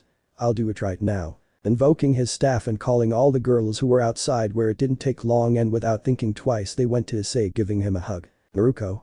You took too long. Mocha. I missed you. Issei. Me too. Where at the end everyone was sitting. Issei. The old man, I don't know what he did with Musan to the place I went, but he must not be good, and that's why. Dropping many stones on the table. Athena. And this. Issei. It is a very rare material where I come from and only with that could you kill the demons there. Taking out his katana, leaving the girl surprised. Issei. Aride and Amaterasu. Aride. What's wrong? Issei. I want you to create weapons for yourselves from this mineral and Amaterasu I want you to help her with the sun, since the stronger the light is, the more power the weapon will have. Amaterasu. Rest assured. Issei. Girls, you decide the design of your weapons so that you can fight comfortably. Akame. I need a no too. Issei. Just let Aride put a cape on him with this material and it will be more than enough just like with shield. Bastet. Very hard days are coming. Prince. So it seems. Enterprise. But if we are all together we will make it. Issei. Girls, I'm going to go rest, the truth is, a lot of things have happened. Getting up and going to her room where minutes later Nezuko arrived and they asked her many things where they spent almost the entire night talking and getting to know each other better. The days had passed and everyone was in charge of showing everything to Nezuko where she was surprised by everything she was seeing but happy. She continued with her old clothes as she felt comfortable where some girls imitated her and she was happy. Issei and Shichigami on the other hand were in charge of looking for Rizofam, but they still couldn't find him since he hadn't come out in any dimension. Later Issei went to Olympus where she was well received and Issei went to see Aride where upon seeing him, she gave him a smile where several were surprised to see that since they were still not used to seeing her like that. Upon noticing this, she gave everyone a death look where they instantly ran away. Aride. It's strange that you come here. Issei. I want to ask you a favor. Aride. Sure, tell me what you need. Issei approached her and whispered in his hatred of her. Aride. You really want that, but you could do it yourself. Issei. They look better on you, and they give me more luck if my beautiful Aride makes it for me. She blushed a little upon hearing that and she nodded where she instantly left the place. Seeing that, Issei smiled and returned to her house. 2 days later Issei was in the courtyard where Aride arrived with a box. Aride. I hope you like the design I gave them. Issei. Coming from you they must be beautiful. Issei. If something happens, they know where to look for me. She just nodded and kissed Issei goodbye where he went looking for 2 people until he found one. Issei. Seiko see with me yes. She left the spoon on the table and followed him where she asked him where they were going, but he didn't answer until they found Shichigami in the library. Issei. Shichigami I told you a long time ago to look for a place where she could improve and tell me you found it. It was before we went to Valerie's. Shichigami. Yes I remember and I found one and I know you will like it. Now I understand why she will go with you. Seiko. Hey, where, tell me. Issei doesn't want to tell me. Outing he made Shichigami laugh where she stood. Shichigami. I expect a big surprise when I return, yes. Giving Issei a kiss where he opened the portal and Issei took Seiko's hand and they both entered. When they left they were in a forest where they walked for a short time until they reached the city. Seiko looked at various places and didn't understand what was happening until Issei stopped. Issei. Now that Rizofam has given no signs, she decides to take advantage of that time to learn more. Seiko. Learning that you are already very strong. Issei. My dream is to always make them happy. Seiko. Baka, you already make us very happy. Giving him a smile. Seiko. So don't try harder. Issei. It's nothing, plus I came to this place because the people in charge here are the chefs. Seiko was surprised when she heard that. Issei. Here I am going to improve my kitchen so that you are happy but first. Giving Seiko a card which she took. Issei. You like to taste many types of food so for now go travel a little and enjoy and when I'm ready, I'll call you to prepare something delicious for you. Seiko. We barely arrived and we're already going to separate but it's okay, the truth is that all this excites me. Issei. Remember there is no magic here, everything is normal. Don't get into trouble. Seiko. That's what I should say but okay, see you later. Taking the collar of Issei's shirt and giving him a big kiss and at the end, Seiko began to walk while Issei took another path. Issei. I'll do my best. Where he walked for a while until he arrived at a big hotel and how many people entered. Being curious, he also entered where he was guided with another group to a large room full of cooks. Issei thought. That's great. Seeing everything with amazement and how everyone worked hard. Issei saw how many people went to the stalls plus 2 stalls where there was a blonde-haired girl and a red-haired boy. Chap. 116. Issei was in front of both stalls where he walked and stood in front of the redeed where he took a plate and tasted it, being surprised by the flavor. Issei thought. This is delicious. Finishing the dish and going to the second place and taking a plate, and when he tried it, he opened his eyes in surprise as he felt so many new flavors and something unique at the same time. Issei. Wow, this is delicious. Putting the plate on the table. Issei. You are very good at cooking, but don't let your emotions guide you so easily. What are you talking about? Issei just smiled at her and left the place, leaving the girl wondering what she was talking about. Issei walked through several stalls and tried new dishes that everyone liked, and when he finished she left the hotel. Issei. Phew, that was good, but it's time for me to train too. Walking through the streets while she thought about what to do. Days later, Issei was getting off a plane since she wanted to explore too, and the first thing she did was walk through the streets until she reached a restaurant where she decided to enter, and to her surprise, there was the person she was looking for. Issei. Hello, Saiba Gyutaro. Upon hearing that voice, the man turned around a little seriously since he did not know the young man in front of him. Gyutaro. Who are you, boy, and how do you know that last name since I'm now Yuhikira? Issei. I did a little research and well, my mission for now is to meet some of the 10 advisors of each generation, and well, you were the second of your generation. Gyutaro. Why are you coming? Issei. Very easy, I want you to train me. Gyutaro, upon hearing that, just raised an eyebrow and seconds later he started laughing where Issei was still just as calm. Issei. I know I will learn something from you. My wish is to make my family happy. Gyutaro. I won't be a good teacher. Issei. I met your son and he is good. Gyutaro. Wow, you made an effort to investigate. Issei. A little hehehe and you will help me. Gyutaro. Hehehehe, fine, I will do it, but with one condition. Issei. Sure, tell me. Gyutaro. May you never let yourself be won by anyone except my son. Extending her hand where Issei took it with a smile. Issei. Believe me, I hate losing and to date I still haven't lost anything. Gyutaro. Well, I like that, and tell me how you plan to defeat him. Issei. I will enter the academy next year, it will be more fun. Gyutaro. Time is limited so it's okay. So let's go, we have a lot to do and little time. Issei. And his job. Gyutaro. I'm just doing it for fun. Leaving the apron and leaving the place with Issei to train. Days passed where Gyutaro was shocked every time he watched Issei cook more with his great speed to work and show him ingredients he had never seen before, that every time he tried them, he fainted because of how delicious it was. Issei learned a lot from Gyutaro, plus his habit of creating disgusting food, where he joined the challenge to see who could create something better. Gyutaro. Hey, you're very quick to learn. It's only been a month and I can't teach you anymore. Issei. Once I have a goal, I will do my best to achieve it. Gyutaro.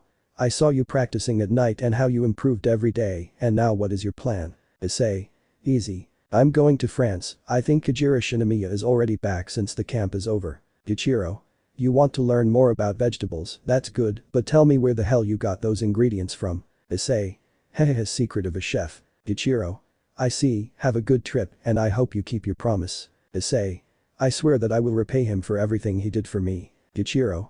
Don't talk nonsense, all this was fun, plus trying that disgusting thing, hahaha. Issei.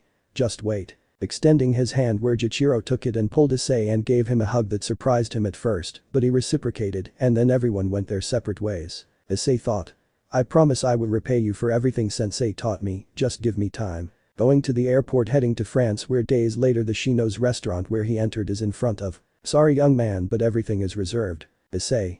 It doesn't matter, I'm coming to see Kajira Shinomiya. The chef is busy right now. Issei. It's something urgent or else I'll make a fuss. The receptionist had no choice but to nod and left Issei alone while she went to look for him. Minutes later, Shinomiya arrived very seriously where he saw Issei with a smile. Shinomiya. Do you want trouble? Issei. No, I just wish to learn from you. Shinomiya. I don't have time to play with brats. Issei. I want you to teach me how to cook, I want to make my family happy. Shinomiya. I said no. She turned to leave, but she stopped when she heard some words. Issei. Maybe he's afraid that I'll defeat him like Yuhikira-sama. The dangerous chef turned around seriously from what he heard. Shinomiya. How do you know that since from what I notice you are not a Tatsuki student? Issei. I am traveling to learn and well I wish to learn from you now. Shinomiya. I don't know if you're very brave or very stupid to think that I would accept. Issei. How about this? If I prepare a dish that satisfies him, he accepts me, and if not, he leaves me. Shinomiya thought about it a little, and after thinking about it for a few minutes he nodded and led Issei to the kitchen, where he gave him a place to cook, where Issei put a briefcase on the table, and when he opened it, he was a little surprised to see several knives of a unique style. Shinomiya. You must come from a big family to have such expensive utensils. Issei. I come from a normal family, and this good thing was that someone very special to me made them, and they will give me a lot of luck. Shinomiya just nodded and went to take a seat, while Issei let out a sigh and saw several ingredients where she washed them and put them all on a tray. All the other cooks stopped doing their thing and looked at Issei, and were shocked to see how he threw all the vegetables into the air, and as he made them he broke them all in the air at great pressure. Shinomiya was wide-eyed at what he just saw since he had unparalleled speed. Minutes later Issei brought a tray where he opened it. Shinomiya. What is this? Issei. It's a Kurano-style kimchi with rice. Enjoy. When Shinomiya tried it he felt like he was teleported to a unique place where he began to walk, and with every step he took he felt the freedom where he opened his eyes in surprise. Issei. And he thought it was good. Shinomiya. That you use this is not normal. Issei. The usual water, bacon seasoned with caviar and topped with an egg and some other vegetables that you have identified. Shinomiya. It wasn't bad, raisin. Issei. Great. Shinomiya. But you won't have it easy, brat. Issei.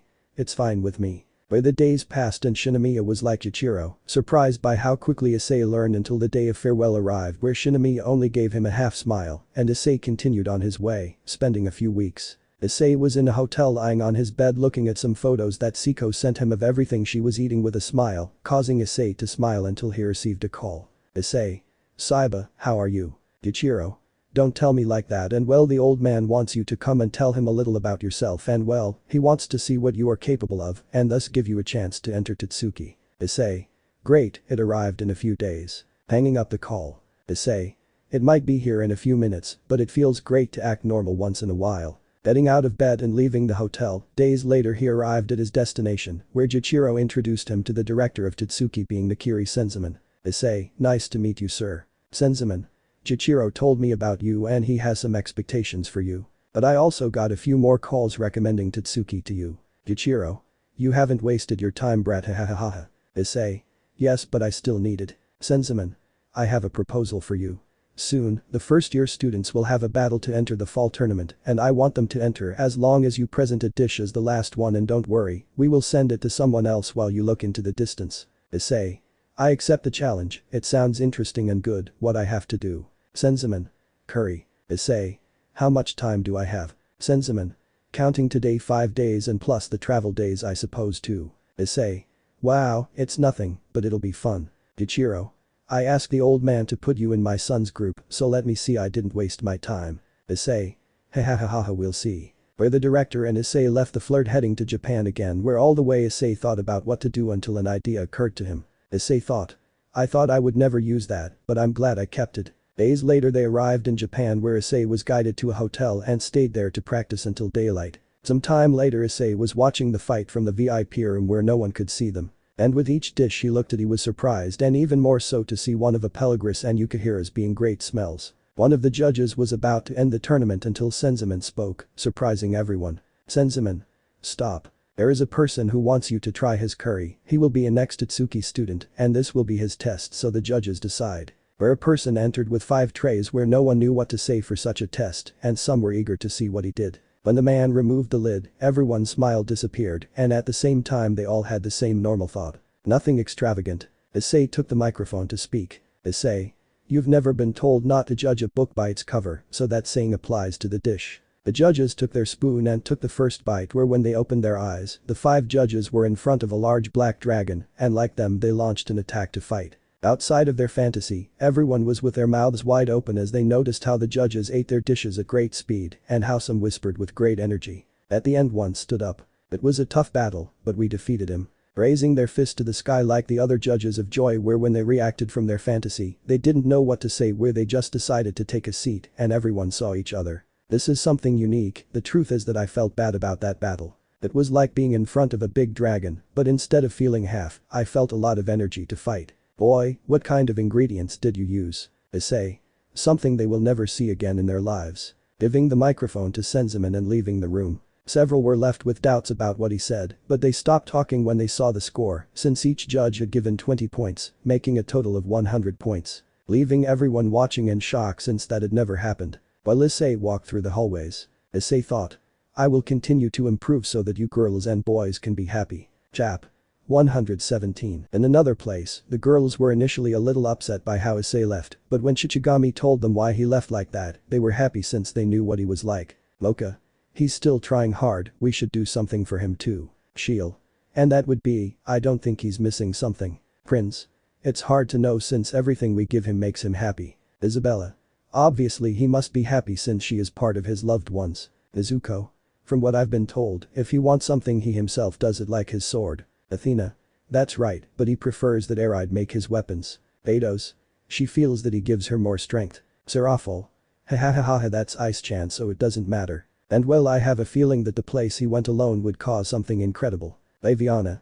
I imagine that Siko must be very happy to try so many things made by Issei. Lucina. Rest assured too. Seeing 4 people who were lying on a couch watching TV while laughing and eating. Lucina. No one would believe that high-level creatures would be so lazy. Naruko. Sure. Hey Kurama, do you want to go train Databeo? Kurama. Another time, this is fun. Claire. Drake, we have to practice new techniques. Greg. Later. Lefei. Guys, you should go out more often. Abyssing. We're better off this way. Tanada. You should go out and find a partner, you'll have more fun. The 4 of them looked at each other and started laughing. Albion. We are better off this way and no woman could handle so much. Pointing to himself proudly as the other 3 nod in confirmation. Ichigami, upon noticing that, smiled where some others noticed. Enemu? Something's happening. Ichigami. Come with me, I have to talk to you. Heading up and leaving the place where the rest followed her, leaving the 4 with doubts, but they left it aside. Isaka. Something's wrong. Ichigami. Well, tell me Naruko, do you know where the other beasts went with something? Naruko. Now that I think about it, Issei never told me. Ichigami. Well, so that no one will use his powers, he asked me to send them to another dimension so that they would be well, but there was one of them who wanted to come here. Naruko. Seriously, and where is he? Ichigami. Well at that moment she left but tell me do you want me to come also talk to her on some occasions and well, she knows how to control your partner. Hearing that, Naruko showed a big smile and nodded quickly where Ichigami summoned her staff and created a portal where she entered it and seconds later she came out with a blue-haired girl with ears. Naruko. Wow, you're Matatabi, it hasn't been a long time since I've seen you. Matatabi. I say the same thing, but what am I doing here, she just brought me. Esdeeth. It's easy, we want a sloth to get out of here. Who knew? We've been talking about Kurama for a long time, she's been doing nothing and well, she must go out. Matatabi. Seriously wow, I haven't seen him in a while, and I really missed him. Ichigami. Wait, we have to look for other people. Gabriel. Who? Ichigami smiled and created another portal where she entered and 10 minutes later she came out with 4 people where the girls were surprised. Ichigami.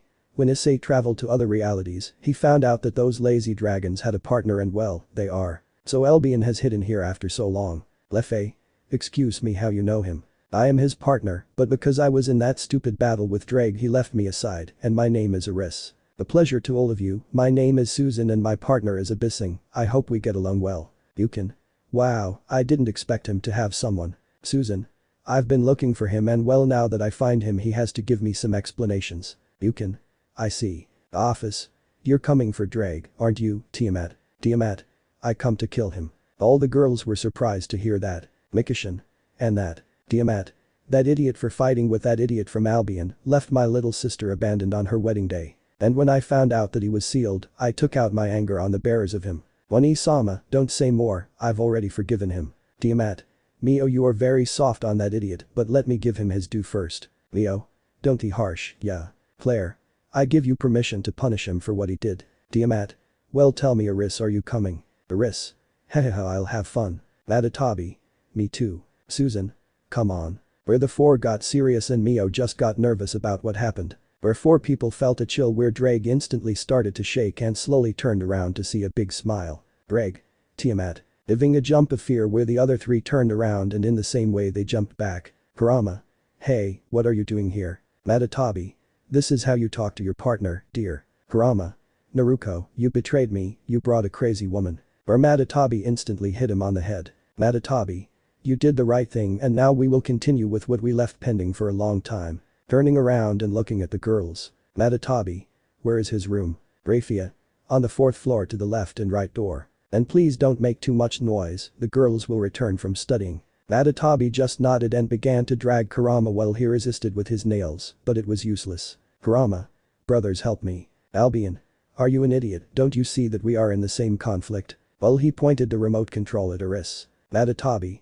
They have their issues and we have ours. Where he continued on his way and Kurama was still screaming. Tiamat. You finally show your face. Greg. I have an explanation. Well, he took a few steps back as he felt an aura of death on Tiamat. Tiamat.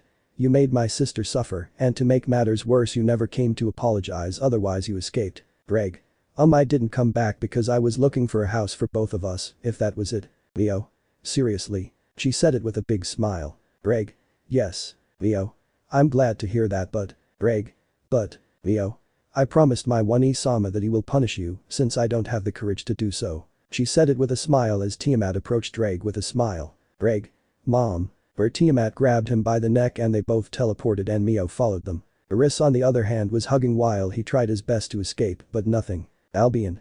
Because they brought her, she's crazy. Lefay. I see that she loves you so I don't see the problem. Albion. That's the problem, it's very clingy, that's why I left. Iris. Come on, we have things to do. Taking his arm and taking him to another place while Abyssing was about to say something, but Susan grabbed him by the neck and took him away too. Became. Matter turned out. Morelia. They will be very busy now. Alicia. I would say too much, but how did you find them? Kichigami. He had planned to do this for a long time, well, Issei, since he wanted to take revenge on them, and I don't know why. Isabella. Maybe because we dragged Issei to that room and he was asking for help. Kuroka. Oh, it's true, but in the end we were the ones punished, hahaha. Gabriel. Please don't continue, it's embarrassing, and Nezuko is all red. Where they all saw Nezuko and saw smoke coming out of her ears. Belfast. You like it, don't worry. Nezuko didn't say anything and just nodded while some of the girls laughed, and seconds later some went to bring the girls and others to the kitchen, and the rest started watching some movies, since they could finally do it. Chap. 118. Issei headed to Japan again since he decided to enroll early in the academy. Flashback. Issei was watching the final stages of the Tatsuki Fold games where he was fascinated by everything that was happening, where he instantly took out his phone and called the director. Issei. Hey man, I need a favor. Senzaman. You should have a little more respect for your elders, but what happens? Issei. Well, I was watching the fall games and well, I decided to enter the academy earlier. Senzaman. We are in the middle of the years and yet you want to enter, you know that you will not have an easy time. Issei. Don't worry, I like challenges, although it's a shame that I won't be able to compete for the moment. Senzaman. Don't worry about that, a few weeks later the lunar banquet comes. Issei. Seriously then, cook there. Senzaman. Remember one thing, Igarashi Issei, that if you have few sales you will be expelled because if you do it wrong, you will tarnish Tatsuki's reputation. Issei. I understand and don't worry old man. Call me later when everything is ready. Senzaman. Good. Where the call ended and Issei got up from his bed and went to the window to see the view he had. Issei. This will be exciting. End of flashback. Issei was getting off the plane where he took on his way to the academy, where luckily for him it took longer than expected, but he didn't take it into account. After a few minutes of travel, Issei was in front of the Great Tatsuki Academy. Issei. As I know, in a few days the lunar banquet will be held. I have to prepare too. Entering the academy where he instantly attracted a lot of attention from the female gender because of how handsome Issei was, where he did not take any importance and he continued on his way until he reached Senzaman. Issei. Hey old man, I'm here. Senzaman. I can't say anything anymore. Well, where do you want to stay? Issei. We can discuss it after the lunar banquet. Senzaman. Okay, and where will you stay for the moment? Issei. When I was on my way I made a reservation at a nearby hotel. Well, could you give me the uniform? Senzaman. Fine, but put it on right now. Where he opened a drawer and took out a sheet where Issei looked at it with curiosity. Senzaman. Fill it out and go to the center of the academy to hand it in, since on this sheet you must put where you are going to put your food stand. There are 3 levels, the lower one where many people arrive since the food is cheap, and then the central area where you must have more equipment and everything is a little more expensive, and finally the upper area where most of the counselors are. Issei. Interesting. Senzaman. And which one are you going to choose? Issei. I'll go see a little. Taking the time and the uniform where he left the room, just by doing so, he created a magic circle on his feet already with the uniform on, and he stored his suitcase in a pocket dimension and began his way. After seeing several places I arrived at where I wanted, where I smiled when I saw a person plus what I heard. Yukihira-sama, are you sure you are in the central area and it is also close to the Chinese food? Si. If you are there you will not be able to sell anything. Yukihira. I'm sure. Giving a big smile where Issei upon hearing that went to the post and took a pencil and began to fill everything in where at the end he gave it to those who received. When they saw where her position was, they were surprised. You are sure to be next to the sea of small food and Yukihira-sama's stall. Issei. Yes, it will be interesting. Where everyone had heard what the people had said earlier since they were surprised. Issei turned around and gave a big smile to Yukihira where he in turn extended his hand to her. Issei. Nice to meet you Yukihira-sama, I hope we get along well. Yukihira just extended his hand with a smile. Issei. I'm also going to cook Chinese food. I wish you luck. Yukihira. It will be fun, but who are you? Issei. You'll hear from me soon. Plus I promised a person that I would never let myself win because of you. Where he began to walk leaving Yukihira confused by the last words. During the following days all the students were preparing for the day where Issei already had his place ready and all the ingredients for him where he only had to wait. Some time later the doors of Totsuki opened where hundreds of people entered and all the students began to cook where Issei noticed how many people arrived at the large restaurant near him, the Issei of Chinese food. Issei only dedicated himself to observing where minutes later Yukihira arrived with his stall and a friend of his and they both began to sell although it was not much. Hours passed and Issei did not sell anything since he had not opened yet until sunset came where he opened and created his first dish where he took out the secret ingredient from him. Issei. Thank you Auden for giving me this. Seeing the mead where a spoonful was more than enough, minutes later he removed the lid where little by little many people began to arrive. Issei. Welcome to Igarashi. Today I have prepared honey chicken for you. Placing several dishes where people instantly felt like they were fainting from how good it felt. Little by little more people began to arrive and in less than 10 minutes there were many people surrounding his stall. Seeing that, Issei smiled and snapped his fingers where at the same time he put on his apron and took out one of his knives and started cooking in front of all the people at a very fast speed where people were already looking at doubles. In less than 5 minutes he already had several dishes ready where people could enjoy them. Both Yukihira and Kuga were wide-eyed as they saw how Issei's place was filled in an instant and how the people from the Chinese food SI were leaving there. Issei, seeing their gaze, gave them a big smile and continued with his thing. Issei thought.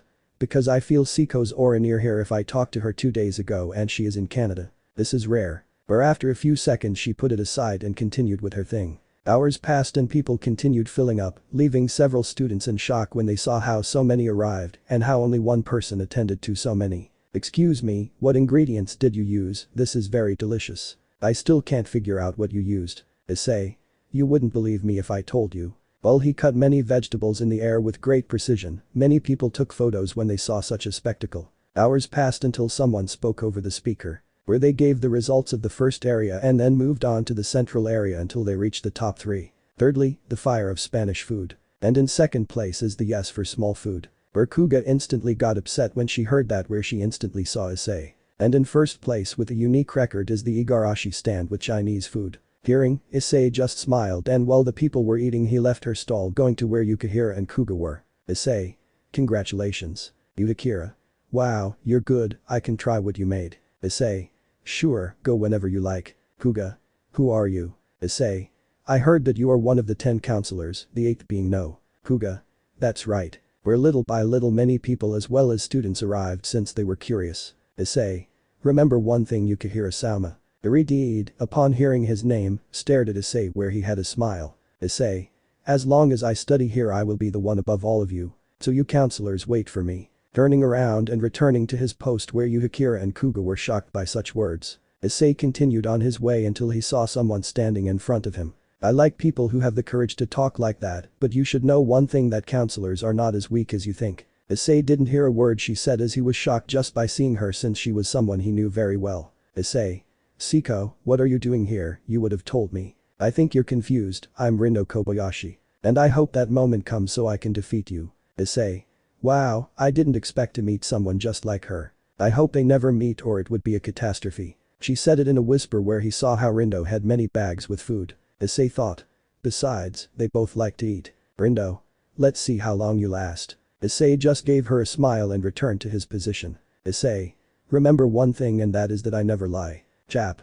119. 2 days had passed where Issei continued to obtain the first place where he could see the fury in Kuga causing Issei and Yukihira to laugh where on his part his new mission was to defeat Issei. In those days the words that Issei said only caused many students and some counselors to get upset. It was night and everything was already closing where Issei was walking while he was eating, and then he passed near a building where he saw Yukihira with his friends. Without thinking twice he entered. Issei. Hey Yukihira, how's she doing? Hearing that voice, everyone saw Issei, and some were surprised. Yukihira. Oh Issei, I'm fine, and you? Issei. Well, walking around here a little until I saw you and your friends, and the truth is, it's a pleasure to meet you all. Plus to the other two finalists from the fall competition. Akira Hayama and Rim Kurikiba. Hayama. So you're the one causing a lot of fuss. Kurikiba. You must be good. He said it with boredom. Issei. Not so much, but we are improving. Heading a little closer to a blonde girl, staying close to her. Issei. So you are Nakiri Arena, the possessor of the tongue of God. It will be interesting to fight against you. Arena. I don't have time for childish games. She told him seriously. Issei. It's always like this. Alice. Over time you get used to my cousin's character. Issei. Okay. Well, it was a pleasure to meet you. Yukihira. Wait, I can ask you a question. Issei. Go ahead. Yukihira. Who trained you? Hearing that, Issei turned around with a smile. Issei. I'll tell you when we face each other. Although I will tell you that I promised those people that I would never let myself win because of you. Ikumi. What do you gain by making such a fuss? Issei. The more challenges I have, the more knowledge I will have to prepare more dishes for my loved ones. I promise you that I will only be in this academy for a while. Starting to walk, leaving everyone with many questions because of what she said. Some time later came the last days of the lunar banquet, where on the penultimate day Yukihira managed to get second place and Kuga third place, where on this occasion, the cry of frustration caused Issei and Yukihira to laugh at his attitude. On the last day, Issei closed early, as did Yukihira, where they both met to walk a little with Megumi. The three of them were about to leave until Rindo arrived. Issei, upon seeing her, was about to say Siko, but she managed to contain herself in time. Issei.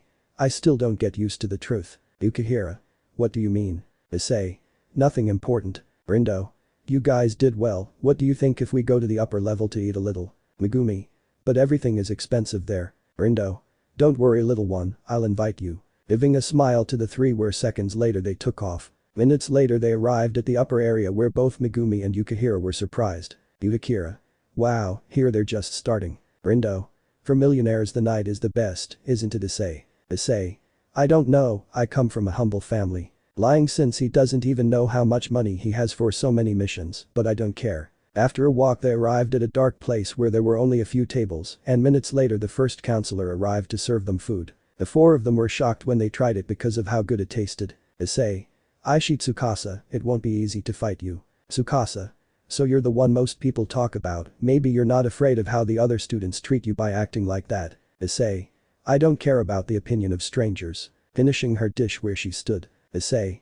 It was very good and I'm sorry guys, but I have things to do, see you later. Giving them a smile and leaving the place. At that point he received a call from the director, where he was waiting for him in his office. Issei, without wasting time, went to the place, where it didn't take long. Issei. Old man, what's up? Senseman. In a few minutes, Tatsuki will undergo a great change. Issei. What do you mean? Senseman. I'm just telling you to be ready for whatever comes, and you better pick a side. Issei. The answer is easy, man. During the short time I've been here I realized that Yukihira has made good friends, and I don't think it's a coincidence. Senseman. Ha ha ha ha ha, it could be. And you will do well. Issei. First I'll go to the Polar Star. Senseman. I had the feeling that you would go there, and don't worry, the manager already approved you since she tried one of your dishes. Issei. I understand. At that Issei stood up, where Senseman did the same, but he instantly bowed. Senseman. Please take care of my granddaughters. Issei. They have many friends by their side and they will help them. For my part, I will only cook since that is my purpose. Starting to walk to the exit, where when leaving the building I walked to the Polar Star. When he was about to arrive he heard a great commotion in the distance, thanks to his enhanced senses, where he heard that there would be a new director. Issei just opened the door and entered the residence. Issei. This will be fun. Whereupon entering, the manager was standing, where she gave him a smile and gave him a key. Fumio. It will be a new golden age. Issei just smiled and continued on his way, where later the residents arrived and were surprised to see Issei, where Yukihira without thinking twice asked him for a duel, where Issei began to laugh and accepted, where she received a crushing defeat. Issei. Remember one thing Yukihira, this is my first victory of many. Writing it down in a small notebook, where Yukihira felt deja vu. Mary. Tell me Igarashi-san what you think about what everyone says. Issei. First, just call me Issei, and the other thing is, well, don't mess with me, I'm fine. Well, if someone comes to you, tell me and I will do something since you are my friends. Akira. Ha ha ha ha ha, that's how it is said, it's time to celebrate the new member. Issei. Come on. Where both boys put their arms around each other's necks and started walking. At that moment everyone had the same thought, and that was that they would both be good friends. The next morning Izami gave a lecture where Issei laughed in the residence. Megumi. Something's wrong. Issei. Her name is the same as my sister's, ha ha ha ha ha, what would she say if she knew? Seeing how Izami made everyone present upset. Hours later the night arrived where Alice, Arina, Kurikiba and Arado arrived. A few minutes later Yuhakira arrived where she was a little surprised to see them. Issei on the other hand was going down the stairs. Issei. Wow, we have visitors. Alice. You live here, what a surprise. Issei. It's an interesting place. You should go take a bath or else they might get sick while I make them tea. Arina was about to refuse, but her cousin took her and Megumi by the hand where they left the place, while Yukihira took Kurikiba. Issei went to the kitchen where he took out some tea leaves from a pocket dimension. Minutes later the four of them were in the kitchen, where Issei came out with 6 cups since Megumi and Yukihira were also there. When they took the first sip he was surprised at how good she tasted. Megumi. Where is it from? Issei was about to respond, but instead looked at Arina with a smile to see if she knew. Well, she thought about it but nothing. Issei. It's not that difficult really. Alice. I've tried many types of tea, but not like this one where you bought it. Issei.